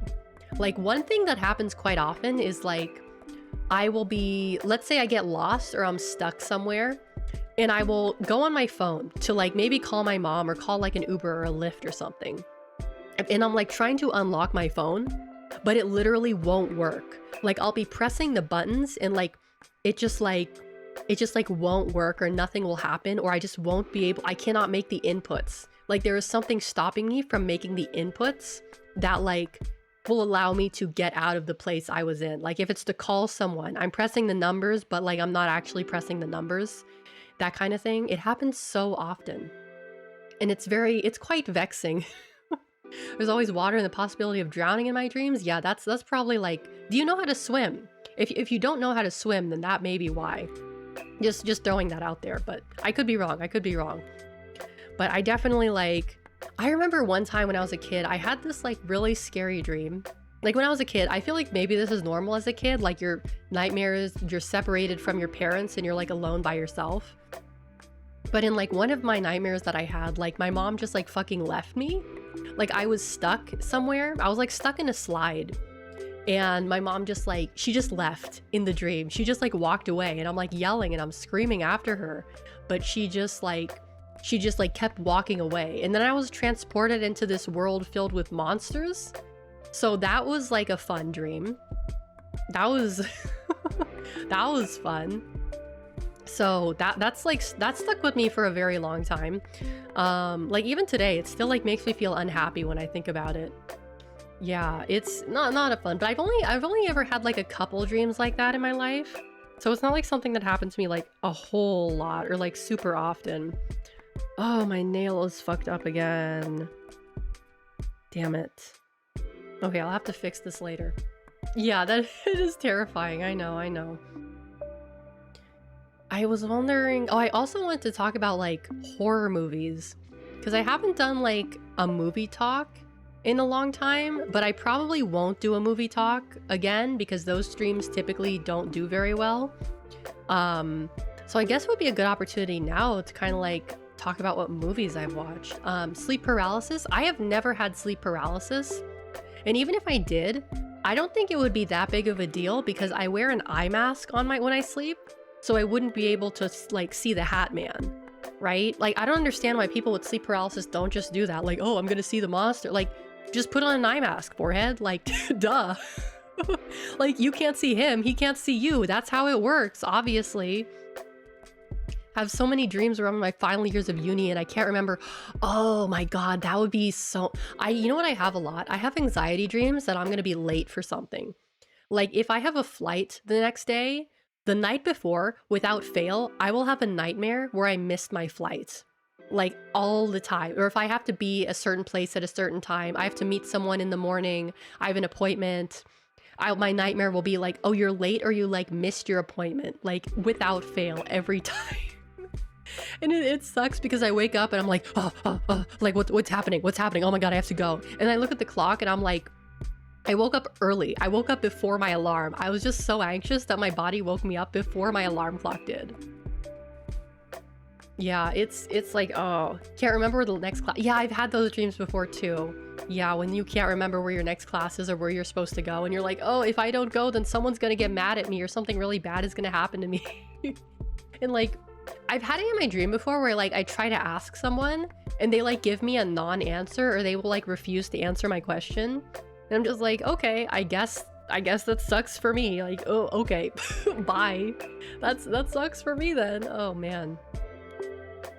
What other like scary dreams have I had? To be honest with you, I don't remember my dreams because like as soon as I wake up, like it is gone. Unless like it's something very, very like unusual or like big that happened in the dream, I just like, I wake up and it's gone. Like I can't remember any of it. Recurring teeth crumbling or coming away. You know what I've had dreams? I've had dreams where I like have multiple rows of teeth like a shark. Like I remember like I had a dream like that once, except I had braces and I was like, oh, they're gonna put braces on my other teeth too. Like the fuck. But I woke up and thankfully I didn't have another row of teeth. That would have been like miserable to have like, and I was like, that's like 3 rows of braces because you got the upper teeth, the lower teeth, and like the middle teeth or whatever. This is gonna be controversial. This is gonna be controversial, but I do not think that it is ethical or to give children braces. I do not think that it is ethical to do that unless they have like teeth that are so like unbelievably fucked up that like they need it. Cause like orthodontists are scammers. They really are. They will tell people with perfectly good teeth like, oh yeah, your kid needs braces, or in a couple years they're gonna be like, they're gonna be all fucked up, they're gonna be all crazy, they're gonna be all gross and nasty, and everyone will hate them because they have fucked up teeth. Like, orthodontists are scam artists. I'm telling you that right now. Like, I did not need braces as a kid. I really didn't. But they somehow like scammed my parents into like getting me braces. It was such bullshit. And I had them on for almost 2 years too. 2 fucking years they convinced my parents that I needed braces. Like, no one get like, most people get braces for maybe like 6 months to a year, but no, they fucking said like, oh yeah, you need braces for 2 years. Like, fuck that guy. I hate him. I still hate that guy to this day. Like, yeah, if only they're at risk of having like functional, like non-functional teeth, that's a problem. But like, I remember one time I was in like the orthodontist's office and he's like talking to these patients in the other room. And he's like, there's like a little boy who's maybe like 6 years old. And he's trying to convince them that he needs like full scale jaw surgery. Like like they need to rewire his jaw. Like he's trying to, like, I don't know, maybe he did need that. But something tells me that this little 6-year-old boy did not need to have his jaw rewired. I think that's total bullshit. That's what we do in the UK, and that's why the Americans all think we have bad teeth. Like, yeah, like I don't, like, unless your teeth are like super duper fucked up, like you don't need braces. And also because I don't think that children can consent to that. I do not think a child can consent to like having braces, right? And I know you can say like, oh well, that's like the parents' prerogative, but like I did not consent to having braces as a child. I did not consent to it at all. And my parents said like, oh, too bad, you're getting them anyway. I did not consent to that. And I still don't feel like, if I as an adult wanted to get braces, then that's my decision, right? As an adult. Like, if I regretted not getting them as a kid, that's my regret. That's me, right? But I do not think that, you know, if like a child can consent to getting braces, I don't think that. Yeah, it's like, also it just like, it just makes you like look, and it makes you feel worse. I shouldn't say it makes you look worse. I've seen some pretty cute braces, but it makes you more self-conscious, especially when you're like a teenager and you already have like a bunch of shit going on. It just makes your self-esteem worse. It's totally a racket. It totally is. Like, you know, like we have, like, I asked them, like, can I get Invisalign? And they're like, no, you need the more expensive braces. And I was like, okay, all right, I guess, of course I don't have a choice in this. Like, I've had, like, when I went to the dentist, like, last year, she's like, oh, you know, do you want to look into, like, Invisalign? And I was like, no, I don't really need that. I don't really need that. Yeah, exactly. Like, braces for months before the wedding, that's like, you're an adult. You can make your own decisions. That's fine. At least it wasn't connected to a back brace. Oh, yeah. I mean, like, scoliosis, that's like, or are you talking about, like, in the braces sense? Like, if you're talking about a scoliosis thing, then, like, that kind of sucks. But I feel like if your spine is really fucked up, then, like, maybe you do need it. No, let me tell you something. My orthodontist was, like, trying to convince me that I needed to wear headgear. Fucking headgear. He's like, oh, you have to wear this for, like, 12 hours a day. And I was like, okay, well, I'm not going to. You think I'm going to school with headgear on? You're fucking insane. You are a fucking psycho. No one is going to do that. Like, fuck you. I didn't tell him that, obviously, but like, fucking scammer. Like, yeah, how about I don't do that? He's like, okay, well, you can like wear it at night. And I'm like, I'm not sleeping with that thing on. Like, you're trying to convince me that my teeth are like fucked up beyond repair? I know that's not true. I know that's not true. And you know what? I didn't even wear my fucking retainer. I threw that thing out the day I got it, and my teeth have been fine. No problems. None whatsoever. Like, none whatsoever. It's a scam. It is a total scam. Like, my cousin, I swear to God, she still wears her retainer to this day. And I'm like, girl, why are you doing that? Like, you really don't need to. And she's like, oh yeah, but my parents spent so much money on the braces. And it's like, your teeth aren't growing anymore. You're an adult. Like, your mouth is not changing. You are not. Like, I feel like, honestly, I have a lot of respect for people who get like braces as adults, because it's like a change that you are making to your life for your like personal well-being. And it's like, when I see that, I'm like, damn, like, respect. You made that choice. You know, you're the one. Hopefully you made that choice. Hopefully you're the one who decided to do that. Like, even if it like, you know, you're afraid that like, oh, it's gonna make me look like, you know, bad, or it's gonna make me look like I'm like, you know, I wasn't able to get it. I don't know. I think it's respectable. I think getting braces as an adult is respectable and is something that like more people should feel comfortable doing. Because it's like, also when you're an adult, like, I feel like, I don't know, is child insurance better or worse than adult insurance? I would have to, I don't know actually. Because also, like, I feel like, I don't even think my orthodontist was covered by my insurance, actually. Or they kept like trying to like scam their way around the insurance so that like, they were like, oh, well, you see, this isn't covered by the insurance, so actually you need to pay for this. I don't know. Went to the dentist 18 months ago to have the back out. You haven't been to the dentist in 30 years? That's a long time to go without the dentist. I mean, if they say they're in pretty good condition, then wow, that's pretty crazy. Good for you, man. Good for you for taking care of your teeth. I need to floss more. That's what I need to do. I got some floss sticks, but I still struggle to like motivate myself to using them. Cause it's just like, it's not fun. I have like, I wouldn't call it trauma, but I have a lot of like, pretty much my whole entire life has been nothing but bad experiences with the with like the dentist, right? And that is like, this is going to sound weird, but the reason why I don't like Sonic the Hedgehog as a franchise, as a game, as a character, whatever, is because of the dentists. And I know that sounds strange. I know that sounds like, how can you, like, I know what it sounds like. I will explain to you the reason for that. So for some reason, almost every dentist that I went to as a kid had like, it was either like a GameCube or a Wii. I think it was like mostly a Wii. Like some of them like they still had GameCubes because used GameCubes were like old and cheap, right?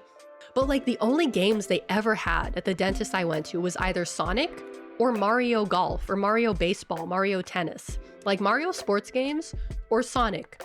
Those were the only two options that I had to entertain myself while I was being tortured. So I hate Mario sports games. I don't even know why they make them. They're boring as fuck. They're lame. I don't like those games. So that's the reason why I don't like Mario sports games. Also because they're just like objectively speaking boring games.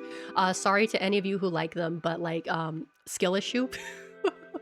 But like I would just like sit there and it's like, okay, either I can sit here and watch the news or I can like attempt to play Sonic the Hedgehog. In every Sonic game I played was such a miserable and awful experience, only made more miserable and awful by the fact that I was sitting in the dentist chair, that I just like cannot associate Sonic the Hedgehog with anything other than like misery and discomfort.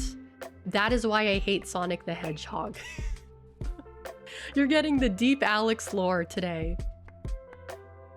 This conversation has inspired me to dig out my electric tooth. I use an electric toothbrush, actually. I use a, oh, what brand is it? It's one of the ones they always recommend. It's an Oral-B. It's an Oral-B. I just like, I'm a back and forth person. Like, I like scrubbing, right? I love scrubbing the teeth. I love the feeling of scrubbing. And it's like, that's what I don't like about using the electric toothbrush, is you're not really supposed to scrub with the electric toothbrush. You're kind of just supposed to like let it do the work for itself. But like for me, like it's so, I don't know, it's like uncomfortable and boring to just do that. I feel like I'm getting a better clean if I'm like really like in there and just scrubbing my teeth, you know, even though I know that's like kind of like not necessarily true. Like from what the dentists say, like, oh, it's better if you use it like you just kind of let it like, you know, gloss over the teeth and let it do the work. But it's like, I want to do the work. I want to clean my teeth. I don't want to like, it's boring to just stand here and just go like side to side. It's like boring to do that, but it's what I gotta do. It's what I gotta do. Like the toothbrush I had before this one was like, it was like an electric toothbrush, but it wasn't like, it didn't have the spinning head. It just kind of like vibrated. And with that one, I could actually like scrub around and do the work. You're so real for that. It's like, it's how to make, like brushing your teeth is a boring activity. Brushing your teeth is not fun. It's boring as fuck. It's like the only way to make it like more entertaining is by like, you know, scrubbing it yourself, getting some like work in there, right? I mean, I know I could like play music or whatever, but like, I don't know. I don't think that would make it any better. But it's like, it's interesting because when I went from that toothbrush to this toothbrush, I actually had to like use a regular a manual toothbrush because like the bristles on the new one were so stiff that I just like, it was painful to use. So I had to like get my gums like, you know, worked up again. I had to work the muscles on my gums again to get them to be able to withstand like the bristles on the new toothbrush.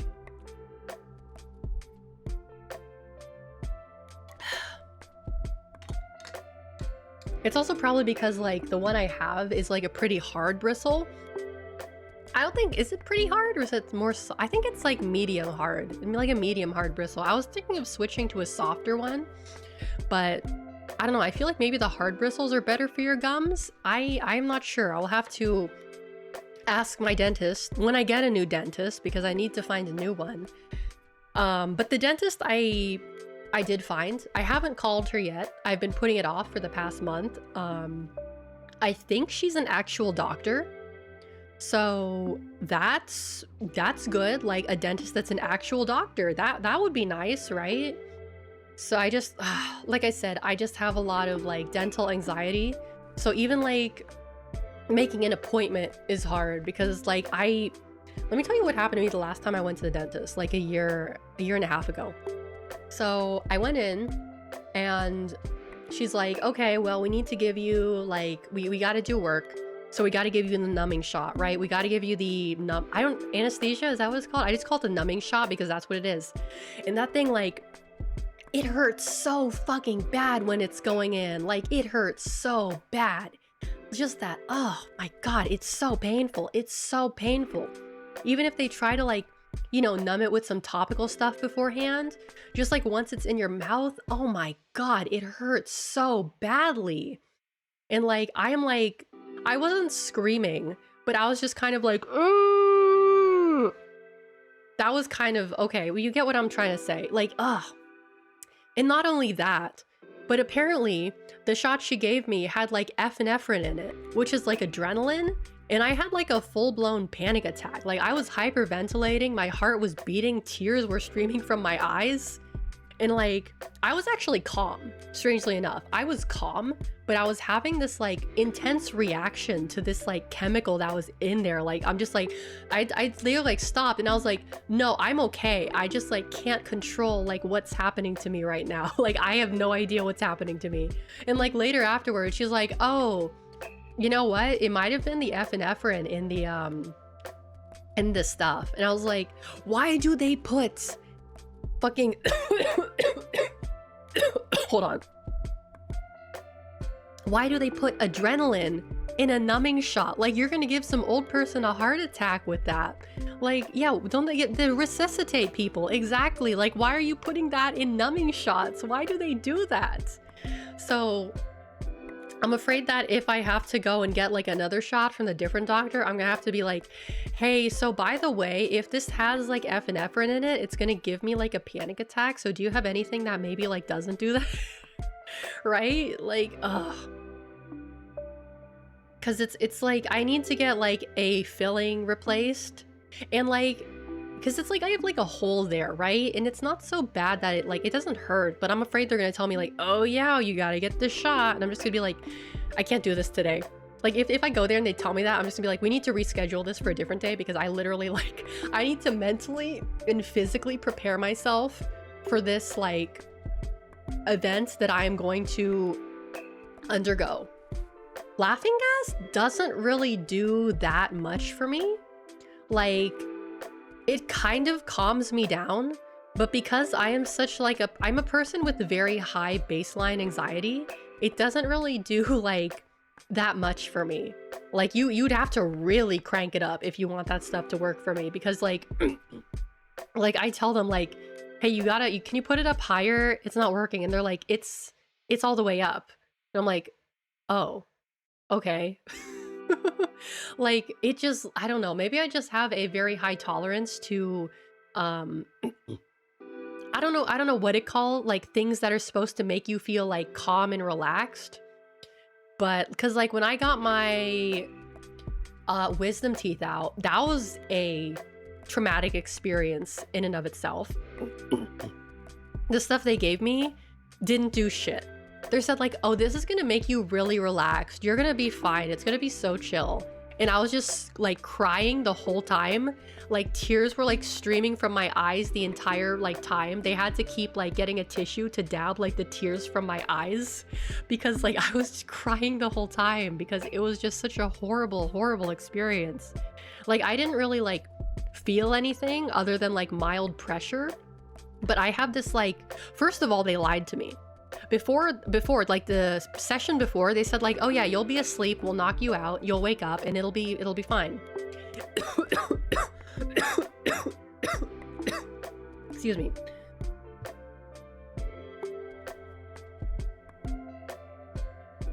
Oh god, I'm okay.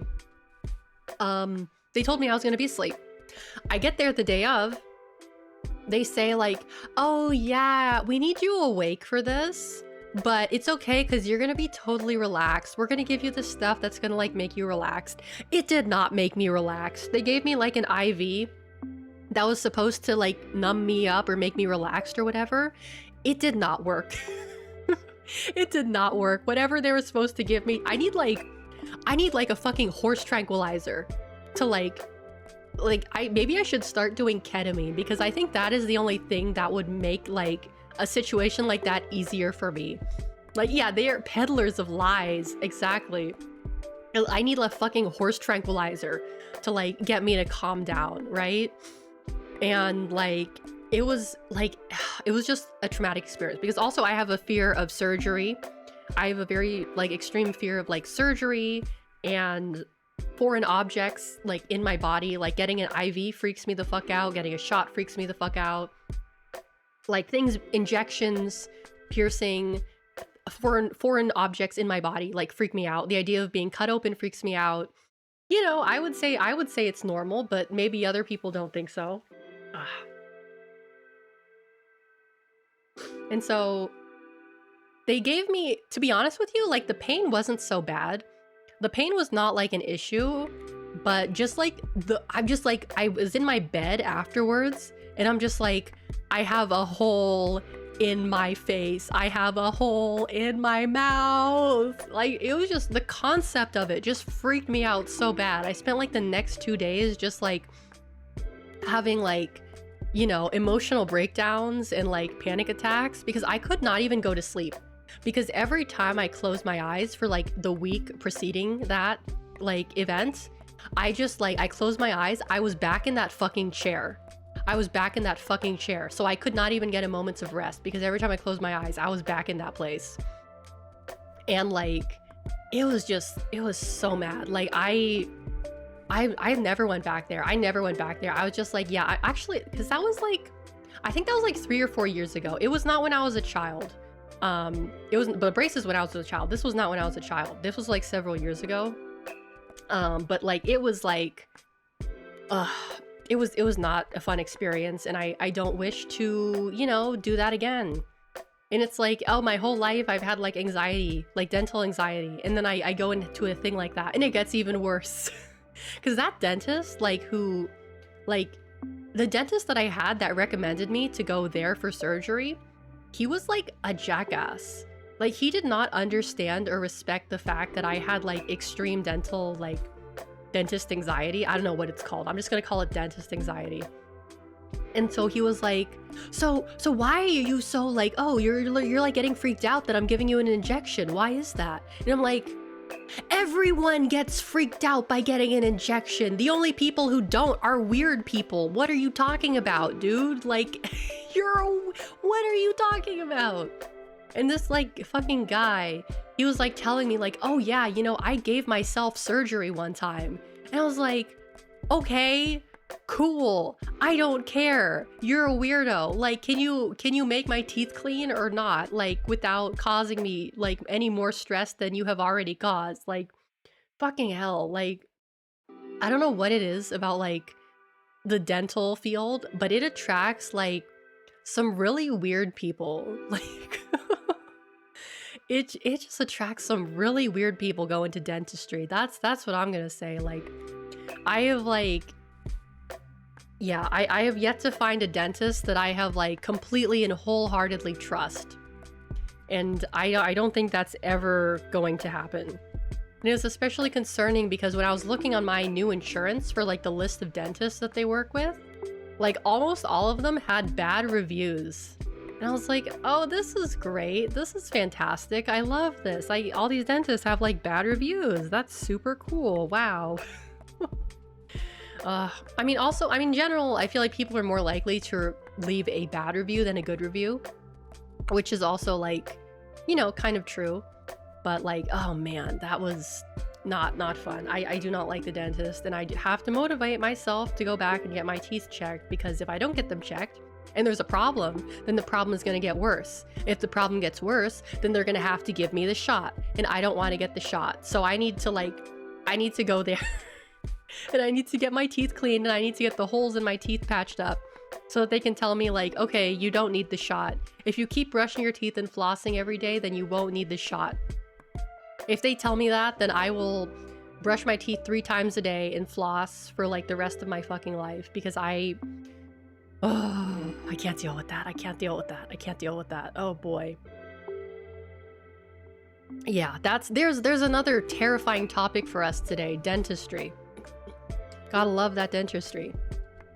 I gotta be real with you, I kind of decided to do like a Zatsu stream because like mostly I feel like A, I'm lazy, and B, because I was having such a hard time deciding what to do, because it's like, oh, it's Halloween, everyone is doing an interesting and creative Halloween stream, like, oh, I'm carving pumpkins, Halloween hand cam, we're playing a scary game, we're like, you know, eating candy, like everyone's doing something like fun and interesting, and I was kind of like, I don't really want to like compete with that today. Like, I just like do not want to have to like force myself to come up with like an idea, so I'm gonna like try to do something that's also a little bit out of my wheelhouse, while also like, I don't know, be in the theme of Halloween, right? And so far we've talked about several spooky things.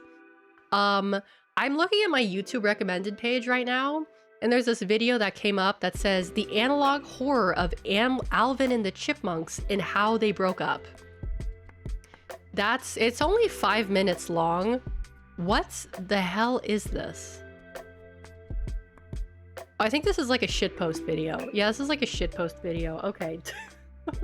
Maybe I'll watch it later. The film theorists. The film theory. You are being erased. I was watching this like video of like, was it Matt? No, it wasn't Matt Pat. Was it? I don't remember. It was like some guy, and he was talking to like Bill Nye, and Bill Nye just looked like he did not want to be there. No, I think it wasn't.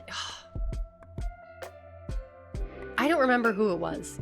It was like, who's the bald guy that does the science videos?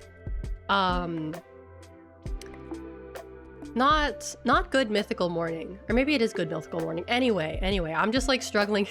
I'm struggling now to come up with Vsauce. Yeah, Vsauce. It wasn't Vsauce. It wasn't Vsauce, but I thought it was like it's like Vsauce adjacent, the guy. Anyway, I'm like getting to the point where I'm like struggling to talk about, like finding things to talk about. I did want to like touch on horror movies, I guess, because I know the Five Nights at Freddy's movie came out. Five Nights at Freddy's film theory. And like everyone seems to say that it's good. I'm just like wondering, like, if I don't know anything about like Five Nights at Freddy's, I mean, I would imagine it's probably made to be enjoyable for the people who don't know anything about FNAF, right? Let's see. Five Nights, hold on, at Freddy's, I'm spelling everything wrong, movie. There we go. Cause let me look at the audience rating, 4.4. Okay. People are complaining it's not just a series of jump scares, like it actually has story. People are complaining that a movie has story. We've actually gotten to this point where people are complaining that a movie has story. Wow, that's crazy. I mean, to be fair, like, you felt it was the opposite, really. What does Rotten Tomatoes say? What does Rotten Tomatoes say? There will be sequels? I bet. I fucking bet there will be. 28% critic rating, 89% audience score. That's crazy. What do the critics say? I want to see what the critics say about it. Bob Grimm from Reno News and Review says this movie will make you want to quit movies about video games and perhaps video games altogether. Okay. I feel like most of these, like,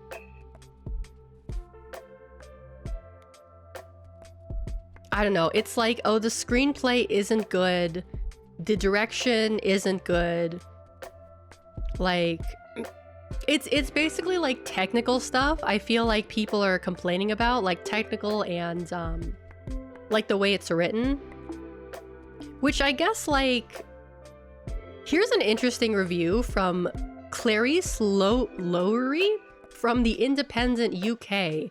Instead of catering to the built-in audience ready and waiting, Five Nights wastes time trying to win over people who couldn't care less. As a result, what should have been an intricate, twisted, and absurd treat is demoted to a generic horror movie sludge. Okay. So, is she a fan? Or is she not a fan? It was dog water for a general audience. What was it rated? Is it PG-13 or is it like... It's gotta be PG-13, right? There's no way it's anything other than PG-13. Let me see. Does it say what the rating is? It is PG-13. Okay, that's what I figured. That's what I figured. Oh, Freddy Fazbear. I just think that video is really funny. I don't even like FNAF. I just like doing that because people think it's obnoxious. I think she's saying the film doesn't trust the FNAF fandom alone to make the film bank. I guess, but I mean, clearly not, because this thing is like lots of money is being made by this movie. It's not perfect, but it's a compelling and scary enough to beg for sequels. Okay. Cause like, I don't know. I guess I will have to watch it. Is it on? Oh God, what did I just do? Oh, hold on. Okay, there we go. Sorry, I clicked the wrong button. It will make a $500,000,000. Yeah. Cause like, I wonder how much Scott Cawthorn is making off of this. Cause I would assume it's licensed, right? Cause he owns the rights to it. So I wonder how much money he is making off of it. That would be interesting to know.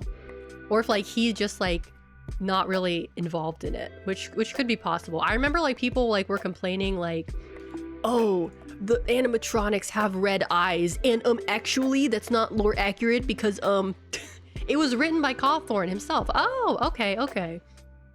Cause like okay, this is 28%, 89. What did the Mario movie get?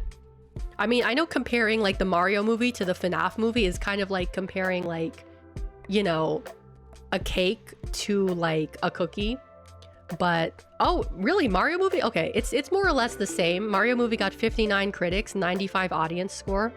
So it's basically the same thing. Like the critics hate movies that are fun and interesting. They hate movies that are fun. You're not handing out candy. Yeah, no, there's not really, we don't really get kids in our neighborhood. We don't really have like kids in our neighborhood, but I did go to a Halloween party like a few days ago, and that like severely fucked up my sleep schedule. But also it's like Tuesday. Who's going to a party on like a Tuesday, right? That's like, who does that? Like, you work tomorrow and you're going to a party on a Tuesday? Like, who does that? I wonder what, like, let's see, best horror movies. Let's see what their recommendation for horror movies is. Wait, really? The Mario movie got bombarded by, wait, really? But she literally wears a jumpsuit. Like that's her Mario Kart outfit. She literally wears a jumpsuit. What? Like, what? That's silly. That's silly. Let's see. Here's a good idea. Okay, I'm going to talk about what horror movies I have seen and have not. So, Alien, 1979. Thank you for the protein. One of my favorite movies. One of the best movies, I think. Love that. Let the Right One In. I think I saw the original, like, the original version in, like, what was it, Swedish or Lithuanian or something? I don't remember. I saw the original one. It wasn't really scary so much as it was, like, uncomfortable and unsettling. Like, people have, like, very different definitions of horror movies, I feel. Like, oh, Aliens is on here. I did not like Aliens. It was less of a horror movie, more than an action movie. And also, like, the special effects in that movie, like, the practical effects kind of sucked. Jaws, I saw that movie when I was a child, and it scared the shit out of me. Very, very scary. I'm afraid of sharks to this day. Silence of the Lambs. That was a very good movie. I would say it's more of a psychological thriller, more so than a horror. Get Out. That was also a good one. That was definitely more like psychological and like hold on. Definitely more like psychological and unsettling. Psycho, the Alfred Hitchcock movie. I have not seen. One Cut of the Dead. Never heard of that one. King Kong 1993. I did not know that was considered a horror movie. You know what? Let me share this list in the chat so you guys can take a look at it too. So I'm not just like being weird here, but I'm just like going through this list and sharing my opinions if you want to like look at these too.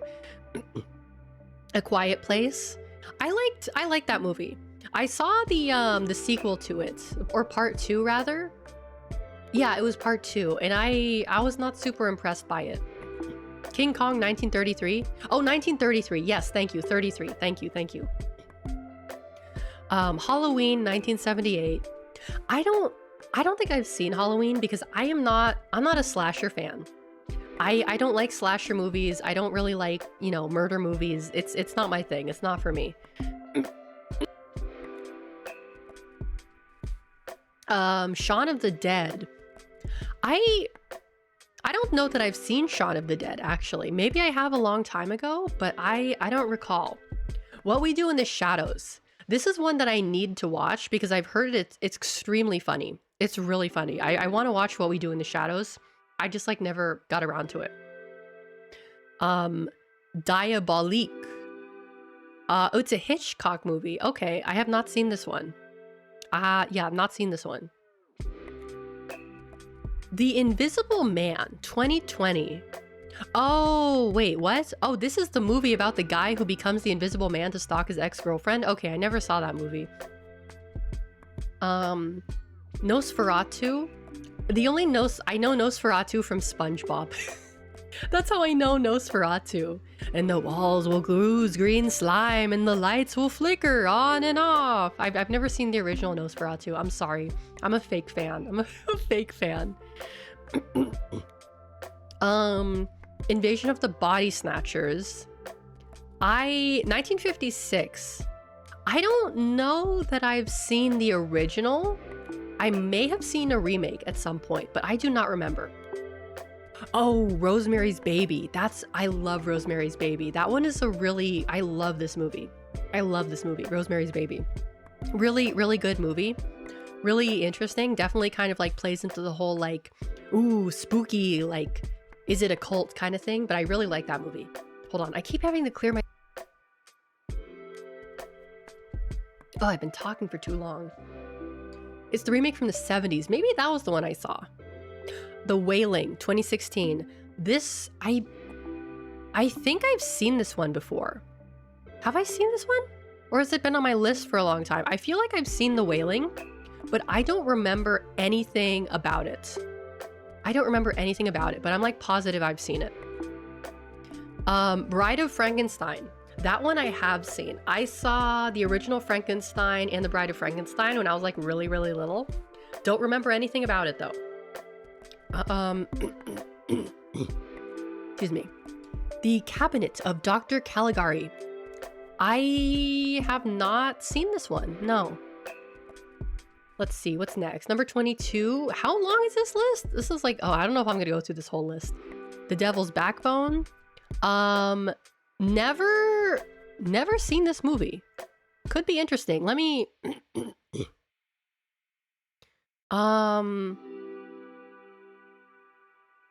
Is this an Italian? Oh, it's a Spanish movie. Okay. Interesting. 200. Okay, I don't think I'm going to do 200. I'm not going to do 200. Eyes Without a Face. Never heard of it. A Quiet Place Part 2. I don't think it's... The Quiet Place Part 2 is rated better than The Babadook? How does that make sense? How does that make sense? How is The Quiet Place Part 2 better than The Babadook? That's... I don't think that's appropriate. I don't think that's appropriate. I've noticed there's so much more variety and imagination than modern horror movie Yeah, there is. They're really like interesting, right? For the most part. Some of them are just kind of like the same thing, like, oh, it's a dark spooky forest with like red text. But like there's like it's like it's a lot. Very interesting. Let's see. Train to Busan. I love that movie. That is such a good movie. Love Train to Busan. Ringu, The Ring. Are they talking about... Okay, they're talking about the original Japanese version. Fantastic movie.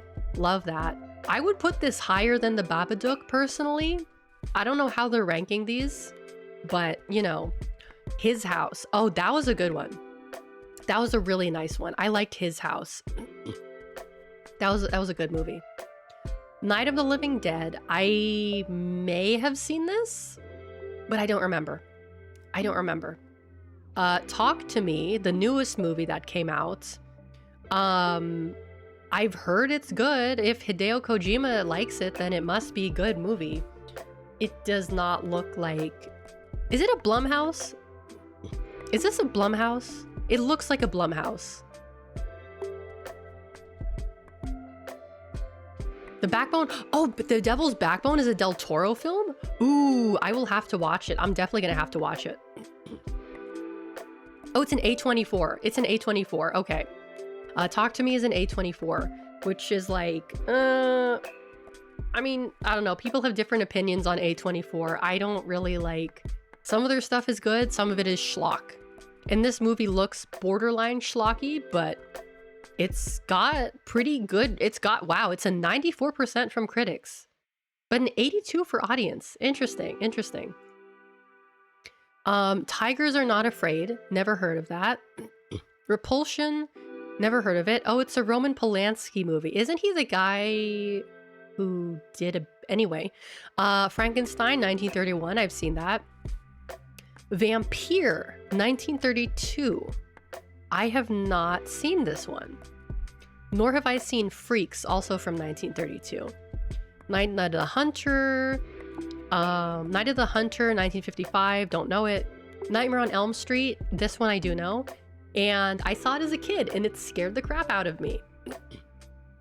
The Innocents, 1961, don't know it. Prey, 2022. Oh, is this the Predator movie? Oh, okay. I don't know anything about this. I've never really watched the Predator movie.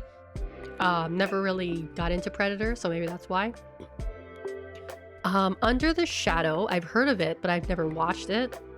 Nosferatu 1979. Okay, they remade Nosferatu. Border 2018. That sounds interesting. I'll have to look into that. Megan. Megan. Did anyone here see Megan? It looks bad. It looks like a bad movie. Like, the doll looks like garbage, but it has really high reviews. Like, is it actually that good of a movie? Because it says it's a horror comedy movie, but it just, like, I don't know. It looks bad to me, but maybe it looks bad on purpose. Maybe that's the point. It's kind of good. Okay. I guess I'm judging it too harshly then. Like, it looks like a schlocky film, but everyone says that it's good. Okay. Have to put that on my list then. Dawn of the Dead. Have I seen? No, I haven't seen that one. Godzilla 1954. I love Godzilla. I mean, I love and I'm also terrified of Godzilla. Like, I have this fear of like monsters, like giant monsters. Like, oh, if that was like real, would that be like fucked up? Yes, it would be. Like, if Godzilla was real, I would be like, oh fuck, I can't, I don't want to live on this planet anymore. I'm going to the moon, right? So like Godzilla's like cry, like the roar it has is so genuinely unsettling, and they have not changed it as far as I'm aware since like its inception. Every time I hear it, it gives me goosebumps all over. It's so like, oh, I don't know how to describe it, but Godzilla, I do like a good Godzilla movie. Peeping Tom 1960, don't know it.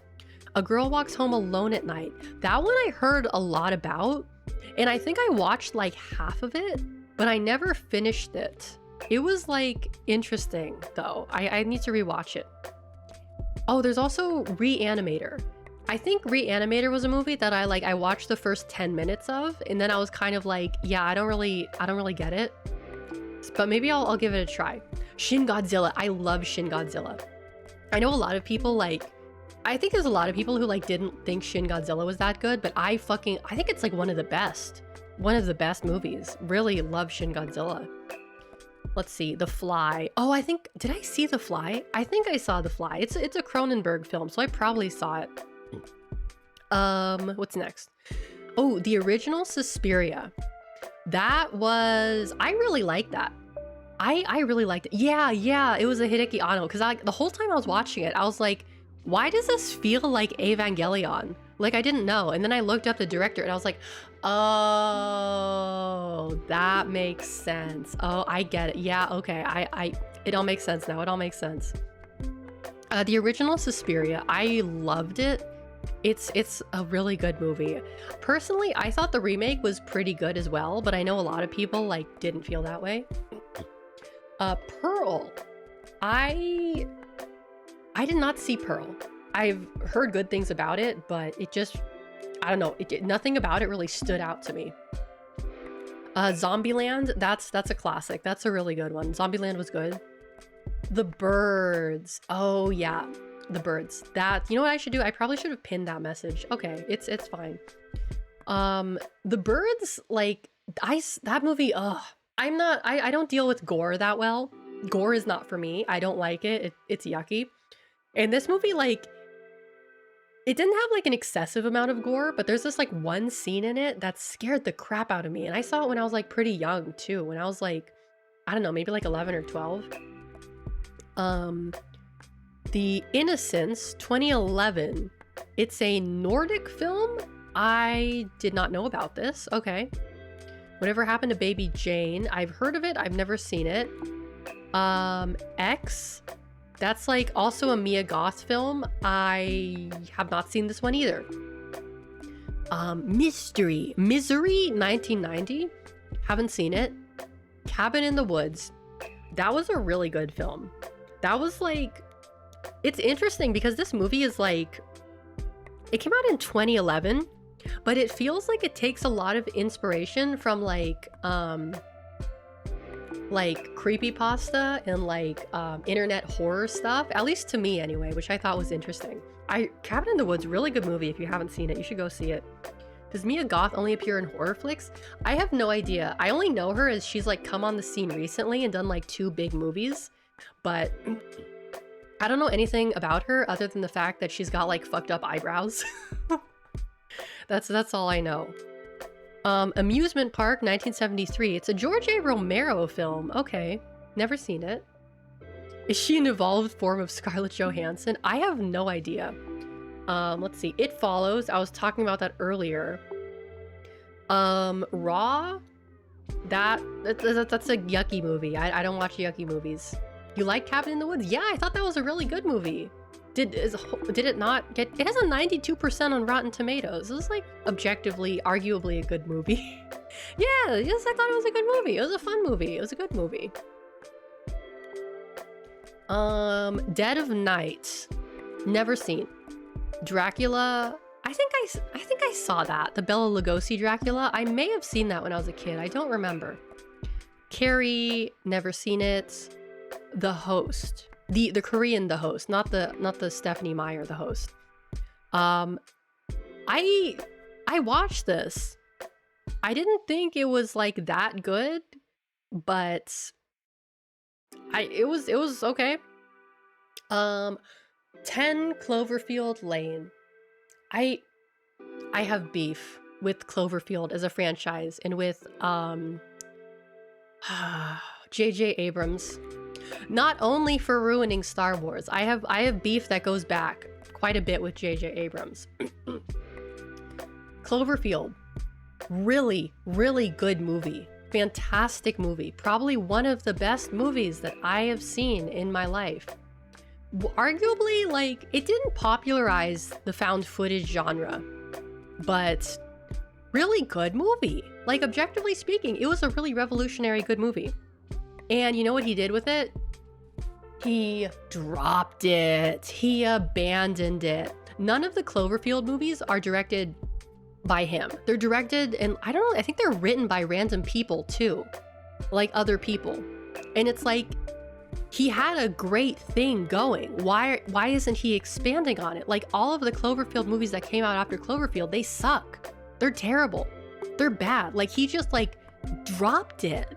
And I don't understand why, because if he had continued working on it himself, it could have like gotten even bigger and better. And he just abandoned it. He fucking abandoned it. And I still don't understand why he did that. Like J.J. Abrams, he is not a good writer. He is not a good writer. That is objectively true. He is a good director, however. I will say that. He is a very good director, but he is not a good writer. And that's what was good about like the original Cloverfield, is that there wasn't like a whole lot. I mean, there was writing obviously, but it wasn't like you could tell that it was like badly written. Like the rest of his movies, you can tell that they're badly written. Like it was mostly just the direction that carried the movie. And I don't want to get into it.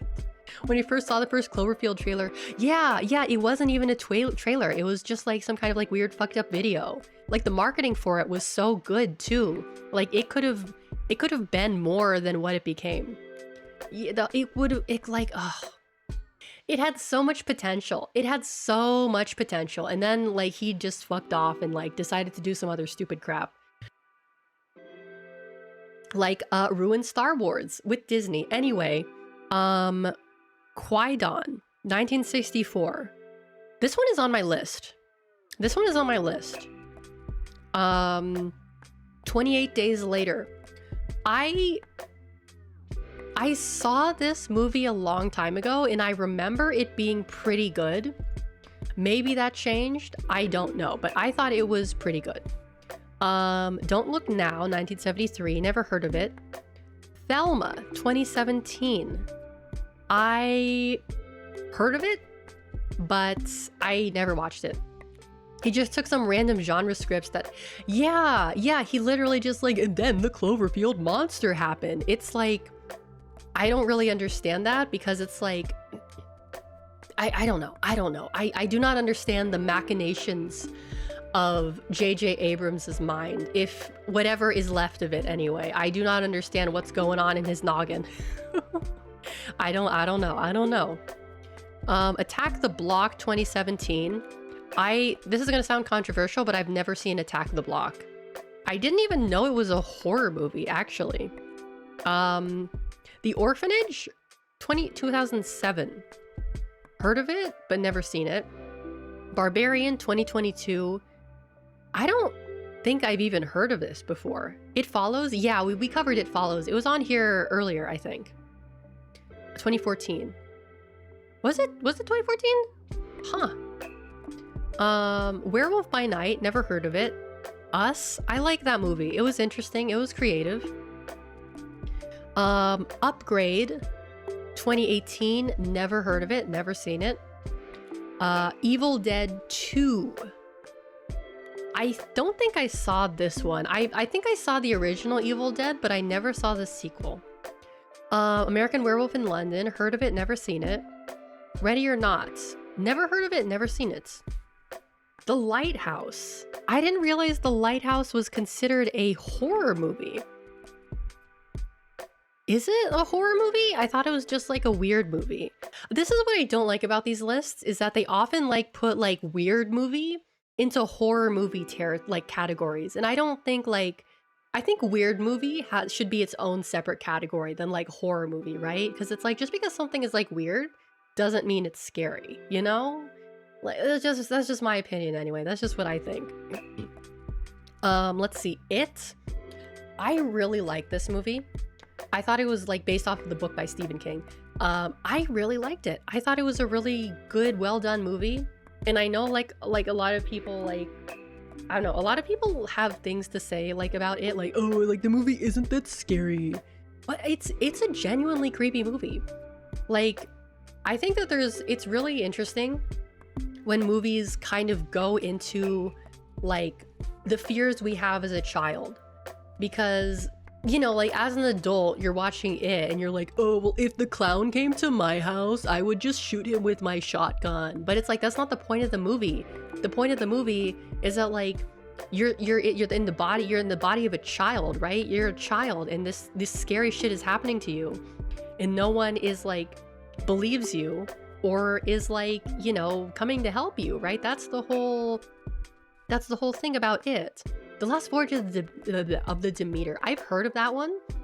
It's pretty new. I haven't watched it yet though. It looks interesting, but I really liked it. I don't know how I feel about the second one. I don't feel like the second one was as good as like the first one, but I think like you really have to be able to put yourself in like the mind of the characters in order for it to really be effective. Eraserhead. I watched Eraserhead because I'm pretentious. I don't know if I would say it's a horror movie. Like, I think it's a little bit like, it's a weird movie. It's a Lynchian. Like, I would not say something being Lynchian does not make it scary. Like, it's what I was saying earlier. You need to have a separate category for like weird movies. And this is like a weird movie. Like, it's not necessarily scary. It's just like weird and creepy, right? It's Eraserhead. It's Eraserhead. Green Room. I've seen the poster before, but I've never watched it. Beast, never heard, never seen. Hereditary. You know what's funny? I just saw a tweet about this earlier that said like Hereditary is white people horror, and that's like so true. It really is. It totally is. But it is like, it's like kind of a creepy movie. I wouldn't say Hereditary is like scary so much as it is like creepy and unsettling. Drag Me to Hell. That was a movie that I saw when I was like, actually probably way too young to like see it, but I thought that one was pretty good. Oh my god, I feel like my throat is starting to go. I'm gonna get to 100 and then I'll probably like end it. Return of the Living Dead, never seen. The Wicker Man. Oh, that was a fun movie. I like The Wicker Man. It had a very interesting and unexpected twist. I won't spoil it, but The Wicker Man was like a fun movie. I liked it. That was a good movie. Dead Alive, never seen. You Won't Be Alone, never seen, never heard. The Fly, 1958. I don't think I've seen that one. Let Me In, 2010. I don't think I saw this one because I watched the original and I was like, oh, well, if I watch the original, then I don't need to watch the remake. But the remake seems to have good reviews, so maybe I'll reconsider it. Village of the Damned, never seen. Don't Breathe. Did I watch Don't Breathe? No, I didn't watch Don't Breathe. Recent horror movies are into being mortifying. I kind of see what you're saying. Like, one thing I really hate, I don't like shock value horror. I think shock value horror is really like, it's really cheap, and it really like, it's kind of like it kind of insults your audience's intelligence and also yours as well. Like, oh, I can't think of anything like scary, so like, what if there was a dead baby? You know, it's like it doesn't, like, exactly. You want to feel scared, not devastated. Exactly. It's so cheap. I think that like shock value horror like really shows a lack of creativity and a lack of like just like effectiveness, kind of, because it's like, oh, that's a bummer. Like, I'm not watching this movie to be bummed out, you know? That's what I don't like about like slasher movies or murder movies, because it's like, I mean, maybe I'm like one of the only people who feels this way, but it's like, it's too rooted in reality to the point where I just feel like, oh man, that's something that could probably happen. That sucks. Like, I don't want to think about that, you know? Whereas like if it's like a spooky ghost or a monster, I'm like, oh, what if that was real, you know? Because if it's like, you know, like, oh, like this lady got like murdered and mutilated, then it's like, you know, that sucks. I don't want to think about that kind of stuff. That's lame. Like, man, like, why'd you have to make me think? Like, I don't want to think about that. That's like something that actually happens. Like, come on, like, why you gotta do that? Now I feel like shit. Exactly. I just want to play pretend, not get too real. Exactly. It hits way too close. Like, come on. You gotta like, I don't like that. I don't like that. The Texas Chainsaw Massacre, 1974. You know what? Maybe it's just because it's an old movie, but I saw this and I didn't think it was that scary. It, like, you know, it's probably because like modern horror, we're too like, we're so used to it. But when I saw like the original Texas Chainsaw Massacre, I was like, oh, this isn't like that scary. I'm sure at the time it came out, it probably was though. Phantom of the Opera, I don't think I saw this one. The Conjuring, 2013. You know, I watched all of the Conjuring movies not too long ago, I think.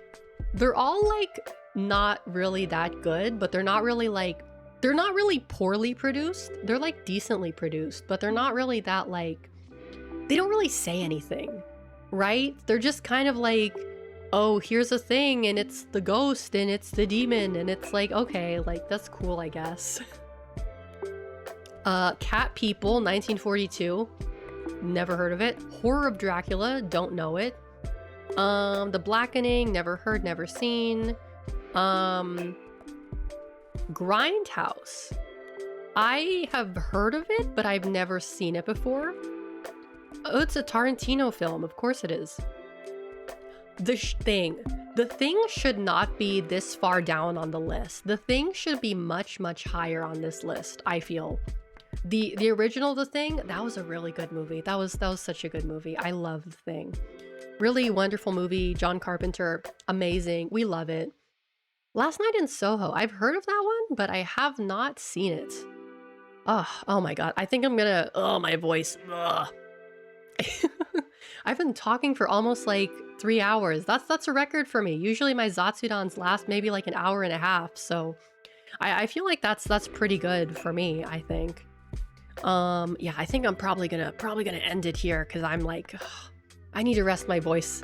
I actually need to listen to the VOD too to make sure that I set up my mic correctly, because like I said, I got a mic stand. I was messing around with a few settings, so I need to make sure that that is like everything is okay, right? So I think what I'm gonna do Let's see. Where's... Oh, here it is. So I don't really have a set schedule for this week because I've got like shit going on. Tomorrow's stream, I don't know. I probably will stream tomorrow, but like I said, like don't expect too much. But if I do stream tomorrow, it will probably be at the same time as today, 6:30 Eastern, 3:30 Pacific. Yeah, basically everything is like undecided for this week. So sorry I don't have like anything else to show you guys, but like yeah, this is what I got going on this week. Let's see. Thank you again, everyone who's followed, and if you haven't already, if you could hit that follow button, that'd be really great. Don't forget to hit that like and subscribe button, hit that bell notification on your way out. Sorry, I'll stop. But yeah, that's gonna do it for me today. Thank you all for tuning in. Have a wonderful, happy, and safe Halloween. Eat lots of candy, but not too much. Drink a little if you choose to, but not too much. And before I go, I just want to say, I hope you all have a wonderful morning, afternoon, or evening, wherever you're from. And hopefully, I'll see you all next time. Bye-bye!